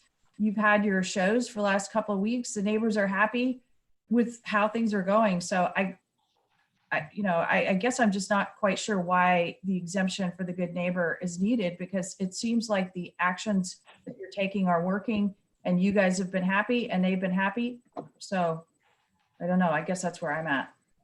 Well, yeah, I mean, we have taken what we believe is the correct actions. I want to say the exemption we're looking for is for the live music, which we have, you know, once a week, you know, sometimes once in a while, twice a week. But that's what we're mainly focused on, because we can, as we've shown clearly, get the noise down to an appropriate level for every other act. But you did say you've had that a couple of times since Father's Day, right? Yes, yeah, we've had the live music, which is louder than you know, your typical magician or Right. hypnotist or whatnot. Yeah, it wasn't that people said they couldn't hear it. They said they could still hear it, but you know, they said they could actually, you know, it wasn't blasting them out with all their doors and windows closed. So it seems like the good neighbor policy ordinance is working. I guess I'm just not, I don't quite understand why, you know, we need an exemption to it, because it sounds like it's working great. One thing I'd like to point out, I think we've covered this. We have gone back and forth. You know, I want to applaud the efforts of Galen and Tom to talk through this with us and for us to get a better grounding on the matter. But it seems that Galen has mentioned earlier that their music, even on the night they have live music on Saturday, is normally done by 9 or 9:30. I think isn't the requirement that it be done by 10 on the weekend, according to the good neighbor ordinance. So you're within that time frame anyway. So it does sort of build on the point that Betsy made. We feel with the measures and the good faith I feel that the measures that have been made and the good faith demonstrated by the Baileys and the comments by the neighbors, the abutters, that this is working, and that we would, you know, just approve the special amusement permit as requested, but recognizing that would include abiding by the good neighbor ordinance if and where necessary. And they've demonstrated it hasn't been necessary since this came up the first time. Don, if I may, because the good neighbor ordinance is the bane of everybody's existence. I think it actually doesn't differentiate between night and day when it talks about being heard within 200 feet of the source of the music. Mm-hmm. So there's an or built into the ordinance. So in fairness to them, I don't think it's possible with live music for them to probably 100% comply with the good neighbor ordinance. Yeah. Is my hunch. I mean, that's just my hunch. Yeah, yes, Paul, that's my point, yes. Yeah, I would say to that, but there is the spirit of the good neighbor too, which is, maybe it goes out past 200 feet, so in the spirit, it doesn't comply. But if the neighbors are happy, that's the whole idea of the good neighbor ordinance. And if the neighbors, are really not happy, if we take it away, they have no recourse at all. So, I would certainly, I'm not sure what, we're talking about doing it with, I think you called it, Paul, you said, Tody said with conditions. I mean, I think this is, to Jean Marie's point, this has gone on, quite some time. I think we're on the cusp of a solution, which I think is awesome. So, I don't know how we would approve the special entertainment without the good neighbor and see how it goes and say, perhaps that we would revisit it, from the standpoint of both parties. We're acting a little bit as arbitrators here, but, I think we all admit, the good neighbor is a little bit goofy and maybe needs a little bit of work, and it's a little bit of a challenge to get this done. But I think, we're on the cusp of a solution here for everyone and making, where people, are happy on both sides. So I'm not sure the exemption gets us there on the good neighbor. Okay, yeah. Galen, do you have anything else to add? Because I think I'm gonna boot you out and move the business forward. I don't think we have anything else at the moment. I appreciate you getting me in last second, and we do appreciate Mr. Hamel and Mr. Johnson coming by the other day to allow us to voice it, to tell you guys as well. Awesome. Thank you, sir. From our conversation, I think that there's two avenues here. So I'm gonna what I perceive to be the two avenues, and then I'll welcome a motion on the floor. The motion that Don made was just to discuss so I think the two, to me, it's you approve the special amusement permit with no exemptions. And it sounds like the other option is you approve the special amusement permit with exemptions on the live music nights. In both of those cases, they would still be held to the good neighbor ordinance for all nights, except for, in one of them allows them to have the live music, with the understanding that live music might be a little bit harder to stay in the good neighbor ordinance with. Councilor Johnson? You just confused me. I'm sorry, but I confuse easily. Because your first option was an exemption. Nope, just approve the special amusement permit with no exemption, with zero exemptions. Zero exemption. Which means at any time, 7 days a week, a neighbor can pick up the phone, call the police, and say they're breaking the law. Yep. Right. And then your second option proposal was what? When there's a live on band, certain nights? Yeah, when there's a live band, the neighbors can't pick up the phone, call the police, and say they're breaking the law. Right. Okay. Yeah, because I really think I think the effort's great. I think maybe the results are good. We should have actually gotten some feedback from the first person that came on, but I failed to do that. But the good neighbors, the neighbors have to have some kind of recourse. So right now with a total exemption, they call on the police department, very busy, say, kind of like you mentioned, yeah, we know, we hear you, but we can't do anything. At least if they are adhered to the good neighbor policy, there is a recourse, there is an audit trail, there is a record, maybe an officer has to go. And then we can revisit that between now and the next time this comes around. That's what I would think. I would think not a total exemption, a restriction on certain nights. Well, yeah, because I'm trying to remember, I think the live music could be confusing because how are the neighbors going to know whether it's live music? I mean, it could be a DJ or whatever. Then the cops have to know, well, oh, they get an exemption if it's live music. So, I mean. Oh, Betsy, I have a list of dates. The amendment would be a list of specific dates that I have. Right. I saw that list. So I was just trying to remember exactly what it was. I guess, I mean, it sounds like it's been working. So, I mean, I don't want to beat it to death because I said that it sounds like since they made efforts, it's been working. I don't know what the exemption would be for, of the good neighbor. And then, I would be very happy to hear back from It was them. great. She was great. She was entertaining people. I would be very happy to hear back from from Bailey's, you know, if they do feel there's an issue that's impacting their business. But it is a little difficult to understand why the neighbor should be impacted. So Jean Marie, right before I get to you, there's one more in the email. There's another comment in the email. I just want to read it. Just for some background, the physical letter the abutters got had the wrong link on it because I made the wrong date for the Zoom meeting. So there's one physical, somebody coming off the physical abutter notice.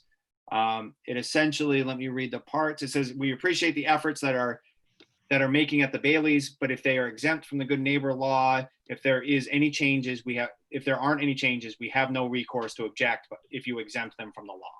Perhaps we should give it a try before it's completely exempted. So Jean Marie, did you have something with that? Sorry, I just wanted to get them in, so.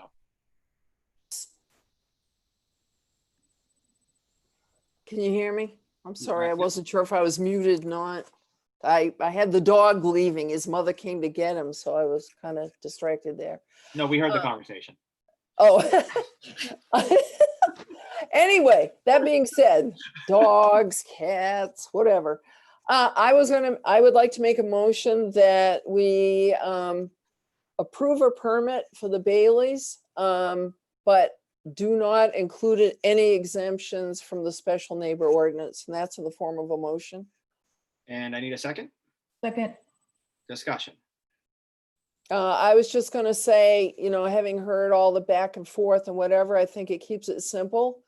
To me, there's no excuse for making a racket in the neighborhood, and that they have a large enough property there that they should be able to keep things, you know, reasonable. I applaud them for what they've been doing. I wish they'd worked on this sooner. But I really feel it would be much easier both for the neighbors and for enforcement to know that, you know, yeah, they can do what they want to do with their entertainment, whatever, but they got to keep the noise within the property. Any more discussion, Don? Yeah, I support how Jean Marie has helped codify this. Yeah, I mean, whether it's magic, good luck, or the thing was well written in the first place, it seems to be working now.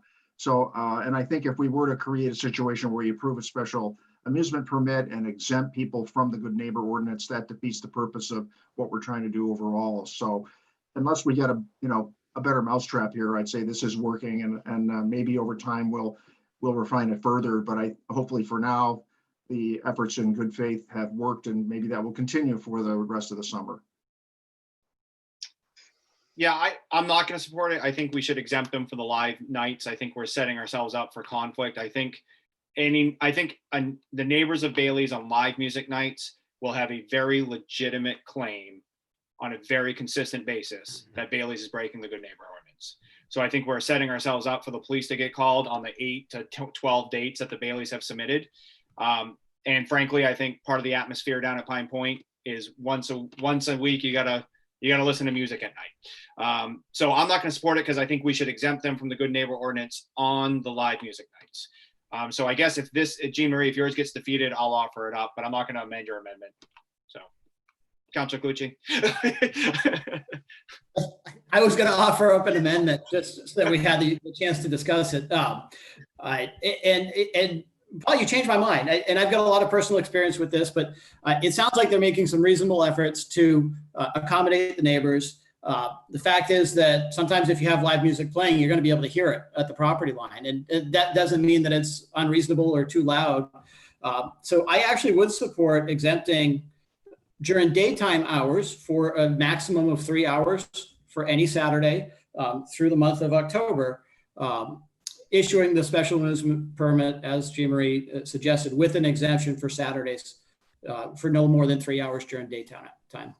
Councilor Gleisten? Yeah, I just like to say I support Jean Marie's motion because we've tried it the other way a lot. And then I would also ask the neighbors to be tolerant. We had someone on tonight, you know, that this is good neighbor and it goes both ways, but we had someone on tonight saying, hey, weekends, I'm okay with this. So I don't think that we can say that we're going to have a bunch of people calling the cops. Let's see what happens. We've done it the other way, and we leave neighbors with no recourse. We've done it, you know, so let's see how, the Baileys can come back. I would, hopefully maybe we could make a time, get letters or something if it's impacting their business, so we can hear back on this. Let's see what the calls are. I would ask the neighbors to be a little tolerant on live music night. So we've tried it the other way. We had one person on from Rossroad saying, hey, weekends, that's okay. But if you exempt it, then, you're really giving them no recourse, and obviously you're just saying it can be as loud as you want because we've exempted it. So I think if you leave it in place, you've got a better chance of it working to everyone's mutual benefit. Okay. I'm going to call the vote on Jean Marie's motion. Wait. Yep. Sorry. Go ahead, Councilor Johnson. Sorry. Could you restate your amendment because? No, it's just a motion. There's no amendment. It's the motion on the floor is we grant the special amusement permit, and there is no exemption from the good neighbor ordinance. Okay. So it's no different than if they have no special treatment. Just like all past years. Just no, absolutely not. It's the exact opposite. Let's make this very clear. This is the exact opposite of past years. The neighbors have all the recourse 7 days a week. Okay. So it's not. Betsy stated this really well. It's been all one way for the last few years. This is going all the other way. Yep. Okay. Councilor Cucci, did you disagree with what I said, or I just? No, I wanted to continue the discussion actually and ask Tom a question.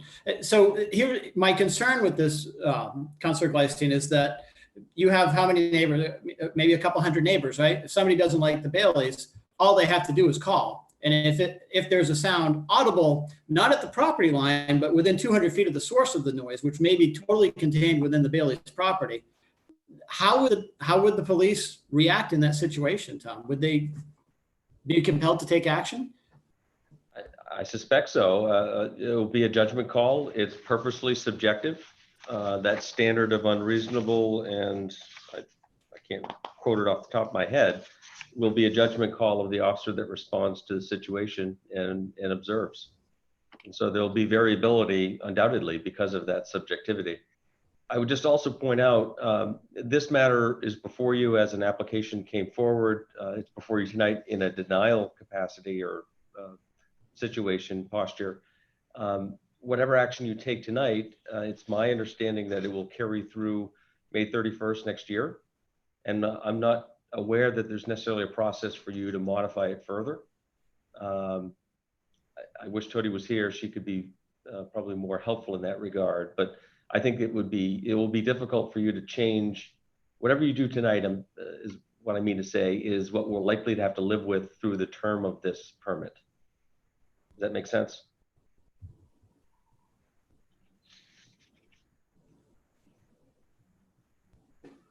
I'm sorry, Councilor Hamel. I'm sorry. A follow-up question, Tom. If the Baileys don't like this idea, they also have another step in the process, right? They can go to the Board of Appeals. Can you help us with that? I can. I heard you mention that. I intended to research it. I do have a copy of the ordinance here. So I wonder if you could continue your discussion while I simply research that for you.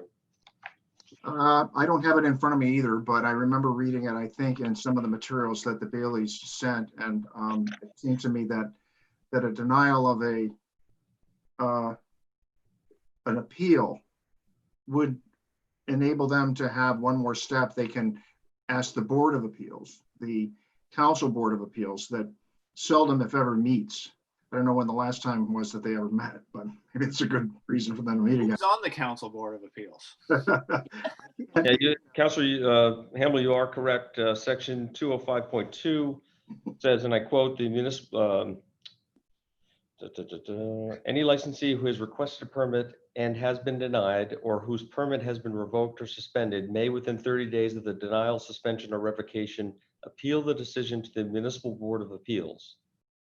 It goes on to say the Municipal Board of Appeals may grant or reinstate the permit if it finds that the permitted activities would not constitute a detriment to public safety, health, welfare, or that denial, revocation, or suspension was not based on a preponderance of the evidence on a violation of any ordinance, article, bylaw, or rule or regulation of the municipality. And it cites a particular statute, Title 30A.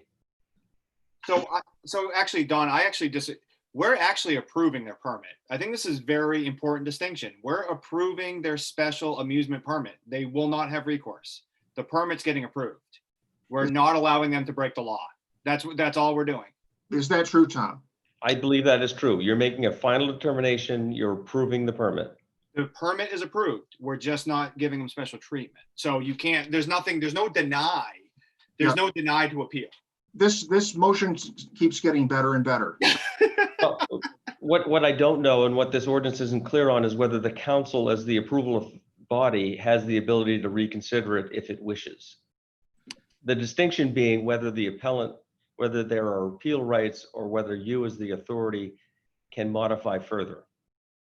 What a tangled web we weave. Yeah, what I'd say is let's try to dwell. I think Betsy made this point earlier. I think Jean Marie codified it with her motion.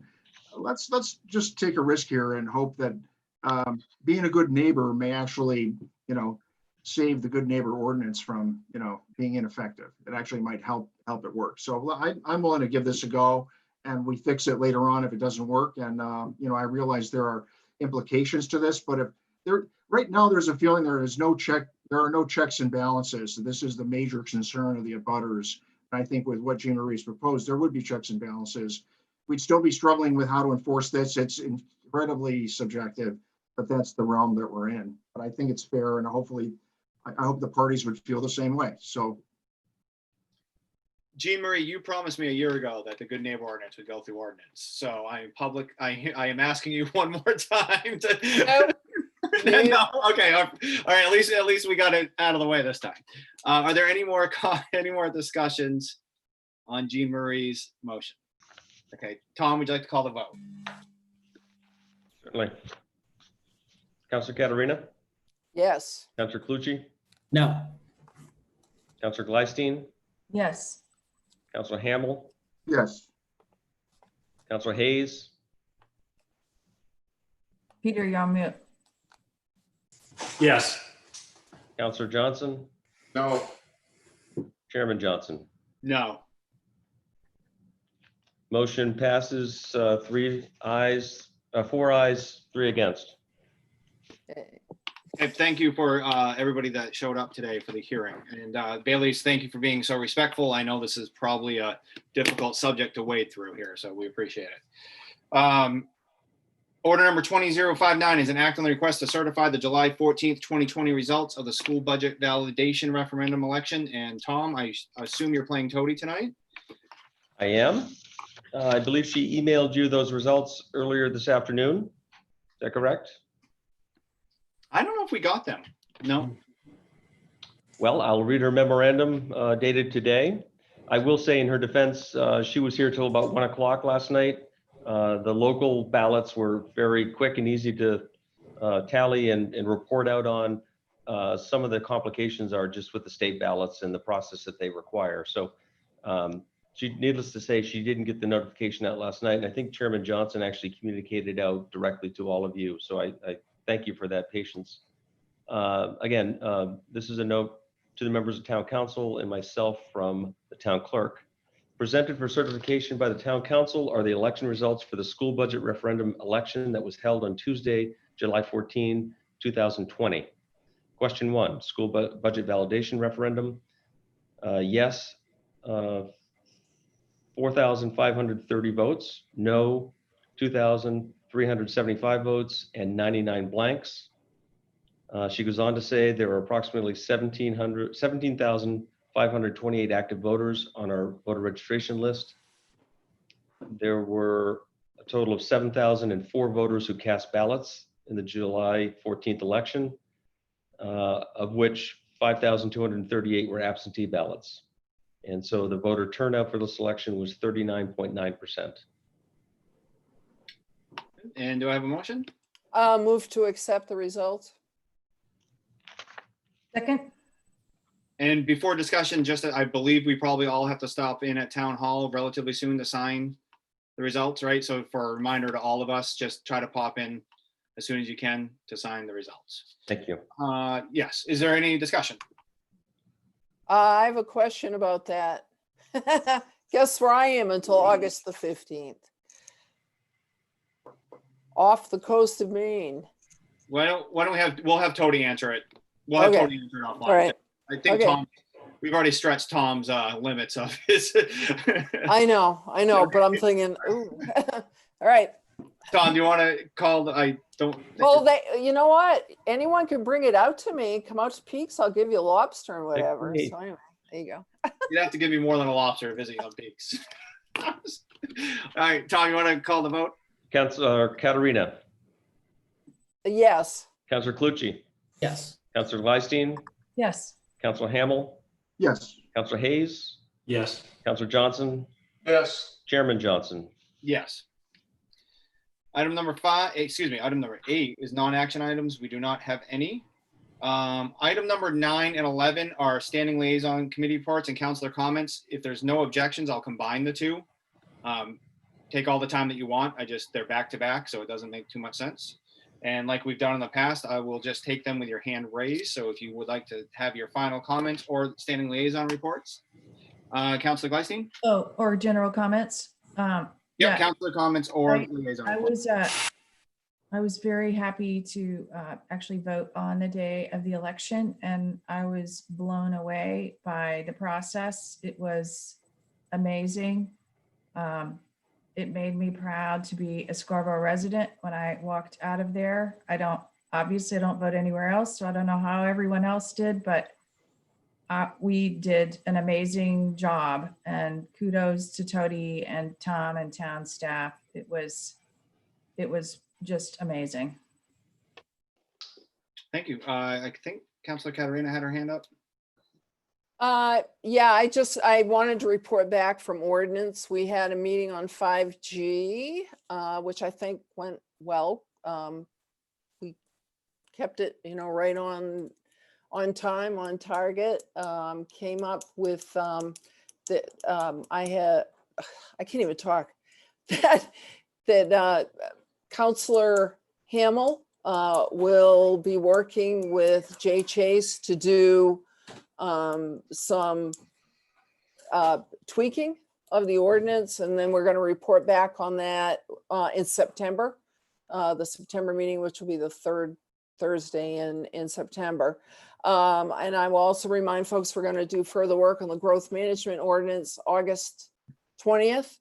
Long Range Planning Committee is meeting next Friday. They're going to be working on homework that the ordinance committee has given them for some feedback and thoughts on what they see as any potential changes to growth management. So those are my reports. But I do want to thank Chairman Johnson for the comments he made at the end of the workshop. Frankly, I was feeling very frustrated myself. That I just find it so frustrating that it seems that as a society, sometimes we demonize affordable housing. And I just don't get it when we're looking at affordable housing opportunities, particularly for senior citizens.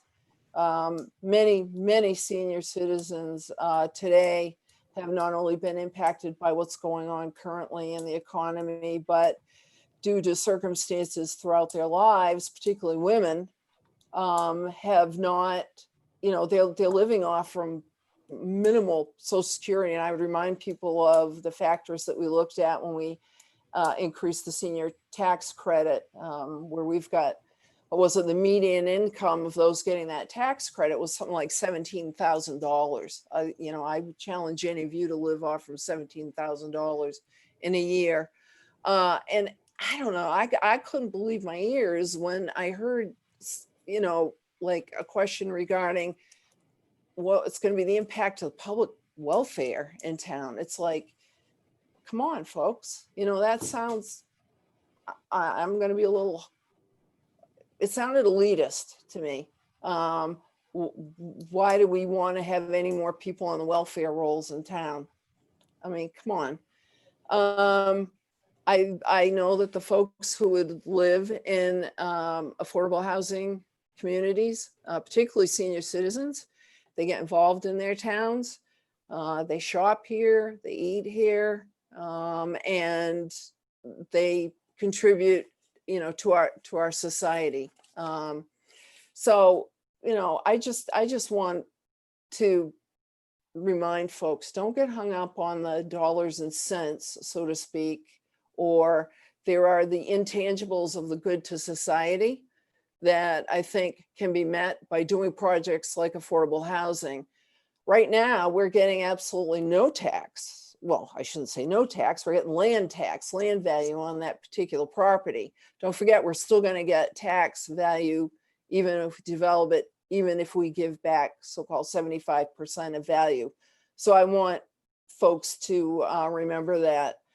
I do also want to thank the voters of Scarborough for the awesome turnout. I think it's fantastic that as many people voted absentee as they did. I actually voted absentee, which I have never voted by mailing in before. It's very easy to do in the state of Maine, and I'm thankful for that. And it's a very good process. It was great turnout, and I particularly want to thank people for supporting us in our hard work with the budget. This was not an easy budget year, and the school budget, you know, I don't think anyone was happy with it particularly, but we got it passed, and thank you to those who supported it. That's it. Councilor Johnson, I think hand up. No, yeah. Yeah, I don't really have any committee updates. We actually took a break. It was shortly after all the budget work. And, you know, I just want to chime in. I don't want to turn this into anything other than it was, but I didn't hear any of those comments, so forgive me. My intention as a counselor is to measure every decision I make from now on is on growth in the town and can we support the services demanding on the growth. I don't care what kind of growth it is. I absolutely do not. And that's where my comments are coming from. Yeah. Councilor Hayes? Yeah, I wasn't going to say anything, but I'll chime in. I was also very upset about the workshop. I mean, we're supposed to be a body that respectfully and civilly listens to each other's viewpoints. Name calling, like calling people elitist, is not helpful. You know, all of us have our own viewpoints. All of us have what we're trying to do the best to represent what we think is the best for the town. We should all respect each other for that. I think calling us out because our questions are inappropriate, that's sort of within our scope as town councilors. And we are supposed to be there to ask the questions, to gather information. So I was deeply disturbed by the tone. So I will leave it at that. But I think it's really unfortunate. We have gotten to a place where we're calling each other out publicly. That's not a good place to be as a public body. So I'll leave it at that. Thank you. Councilor Hamel? Yeah, I was pleased with the outcome of the vote and was happy that we got that behind us, even though it may not feel that way and even though the public may not see it that way. We were pretty aligned as a council. I mean, 6-1 in favor. I would have been 7-0, I think, if people were really gauging how folks voted in the polls. So that was a huge win. Though it's a huge win, it was a painful process, and I'm not feeling the joy, but I think that's just the world that we live in. And I also think we should not be castigated for asking questions. Okay, so we had a workshop on a matter that is very important. If people interpreted that as a somehow being disrespectful of public welfare, of somehow attacking elderly and low-income housing, that's absolutely wrong. And that was absolutely not the motivation or the, how I felt in my heart when I was asking questions. So I think we need to be better as a body and respecting one another and try to set a better example than that. And I'm confident we can do that. Councilor Clucci? Yeah, actually, those are some good comments. I guess I'll start with committee updates. Don had asked me to give an update on EcoMaine the next time I was here. So I wanted to just communicate that our Public Works Director, Mike Shaw, has been elected chairman of EcoMaine, and I was elected to the executive committee. I'm pleased to be there, but really Mike Shaw is a real treasure to have in that group and with our town. So I'm happy to follow his lead and serve in any way I can for the town, for EcoMaine. For SEDCO, there is a meeting tomorrow, the board of directors, and they're primarily going to be discussing the annual meeting this year, and they're trying to come up with creative ways to figure out how to hold it. They usually host it at Black Point Inn as an in-person event, and they're not sure that that's going to be viable this year, so they're trying to come up with some potential alternative solutions, working with the Black Point Inn to do so.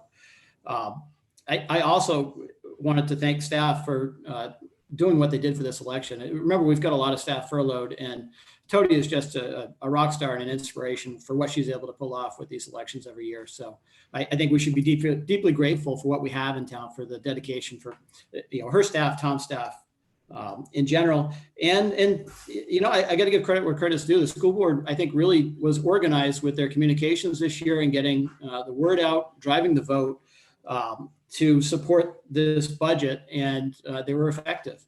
So kudos to them, job well done there. I know that earlier on in the process, we may not have all loved everything that happened there, but I think there were frequent communications, they were across different mediums, and I think they were effective. And then finally, on affordable housing, I think, a lot of you touched on this. I think we do need to respect each other. And sometimes that means, when we get frustrated, understanding that we're just frustrated because we're not communicating the way that we necessarily would like to. I am a supporter of affordable housing, not just subsidized affordable housing, but just allowing housing in town that can be affordable to most people that want to live here or need to live here or work here. And this project, I think, comes to us with a good vision. It's in the right location. It's proximal to shopping and groceries. I think it's a good fit for the town. I think there's a real need. So I would just encourage everybody to take a look at it. We're not going to have hard and fast numbers on cost to serve, but I will say that keeping 25% of the taxes is pretty close to break even. Doing the numbers in my head, we typically give away 100% for this type of deal. Or at least we did for Bessie, in addition to giving away the land. Or leasing the land for a long term. So I just encourage everybody to take a look back through the communications and the materials and see if we can kind of come to at least narrow the focus on what kind of questions we might need answered. Other than that, thank you. Councilor Geisting? Yeah, thank you. I apologize. I have a quick follow-up. Because typically I move on from things. So in terms of this proposal, my questions are just questions, wanting to know more of how it works. And, I did spend some time on the new website looking for some information, but wasn't successful. So I've kind of submitted some of those issues, to better understand this. So my questions were not, they were just questions. And, I think there's no question, as Councilor Hamel said, everyone supports affordable housing, but we have a lot of residents who say, hey, we want to keep, my own housing affordable. We want to help people stay in their own homes. We have a major subdivision, Hillcrest, and they're also expanding Pinecrest. They work very hard to provide affordable housing with no tax breaks. And recently, some of their residents have been have had their taxes go up quite a bit for under appraisals. So I think there's a balance there, and I'm hoping we find it. I think the vote for the schools is a vote for the schools. So respectfully to Chairman Johnson, I don't agree with that correlation that that the vote for the schools means the bottom line dollar doesn't matter anymore to people in town. I don't think that's true. Obviously, we won't have a referendum on this or many other things, but I think the vote for the school was the vote for the schools. And I don't think it should be lost that the mill rate that we were proposing was quite reasonable at 1.2428, whatever it was. That's a bottom line number too. That's a very small tax increase that we got for the schools.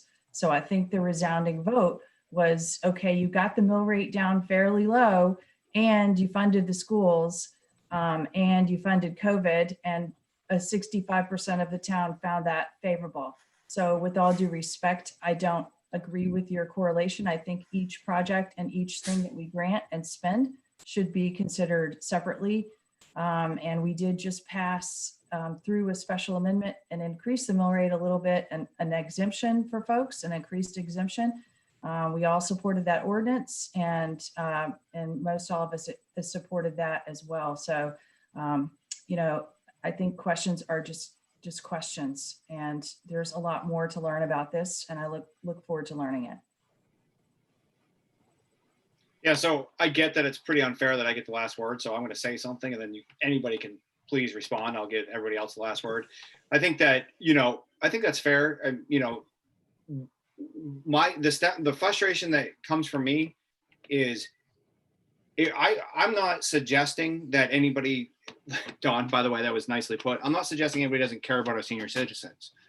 What I am suggesting is that I personally spend hours, countless hours a week trying to communicate things, and workshops aren't about stating position. They're not about lining people up.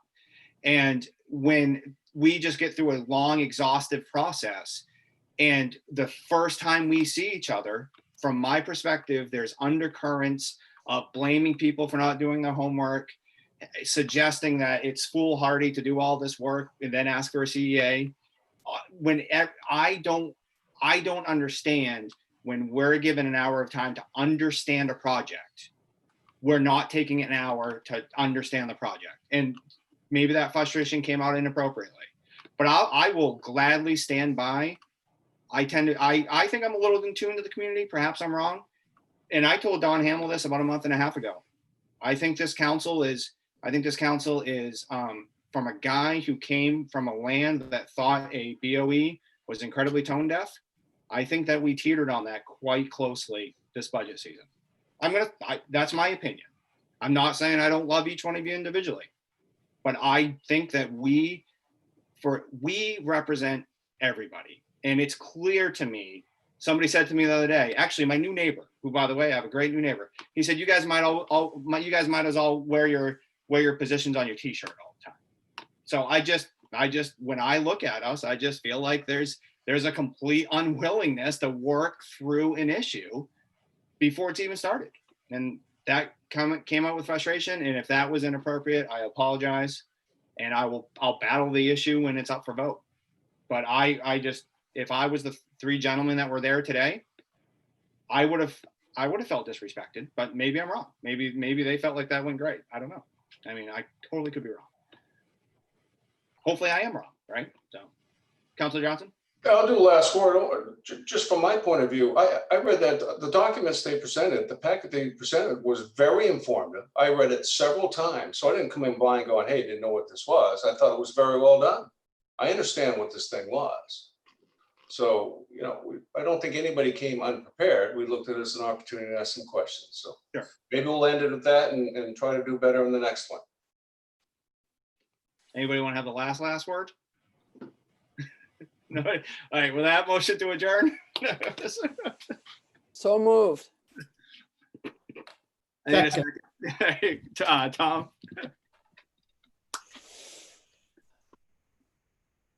You're on mute, Tom. You're on mute, Tom. Forever. Who was the second? Who seconded the motion there? I seconded. Thank you. All right, Councilor Caterina. Yes. Councilor Clucci. Yes. Councilor Gleistein. Yes. Councilor Hamill.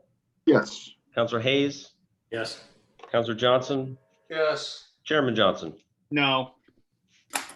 I want to stay here all night. Motion carries 6-1. Oh, boy. Good night, everybody. Halo went up. Bye. Your halo is good.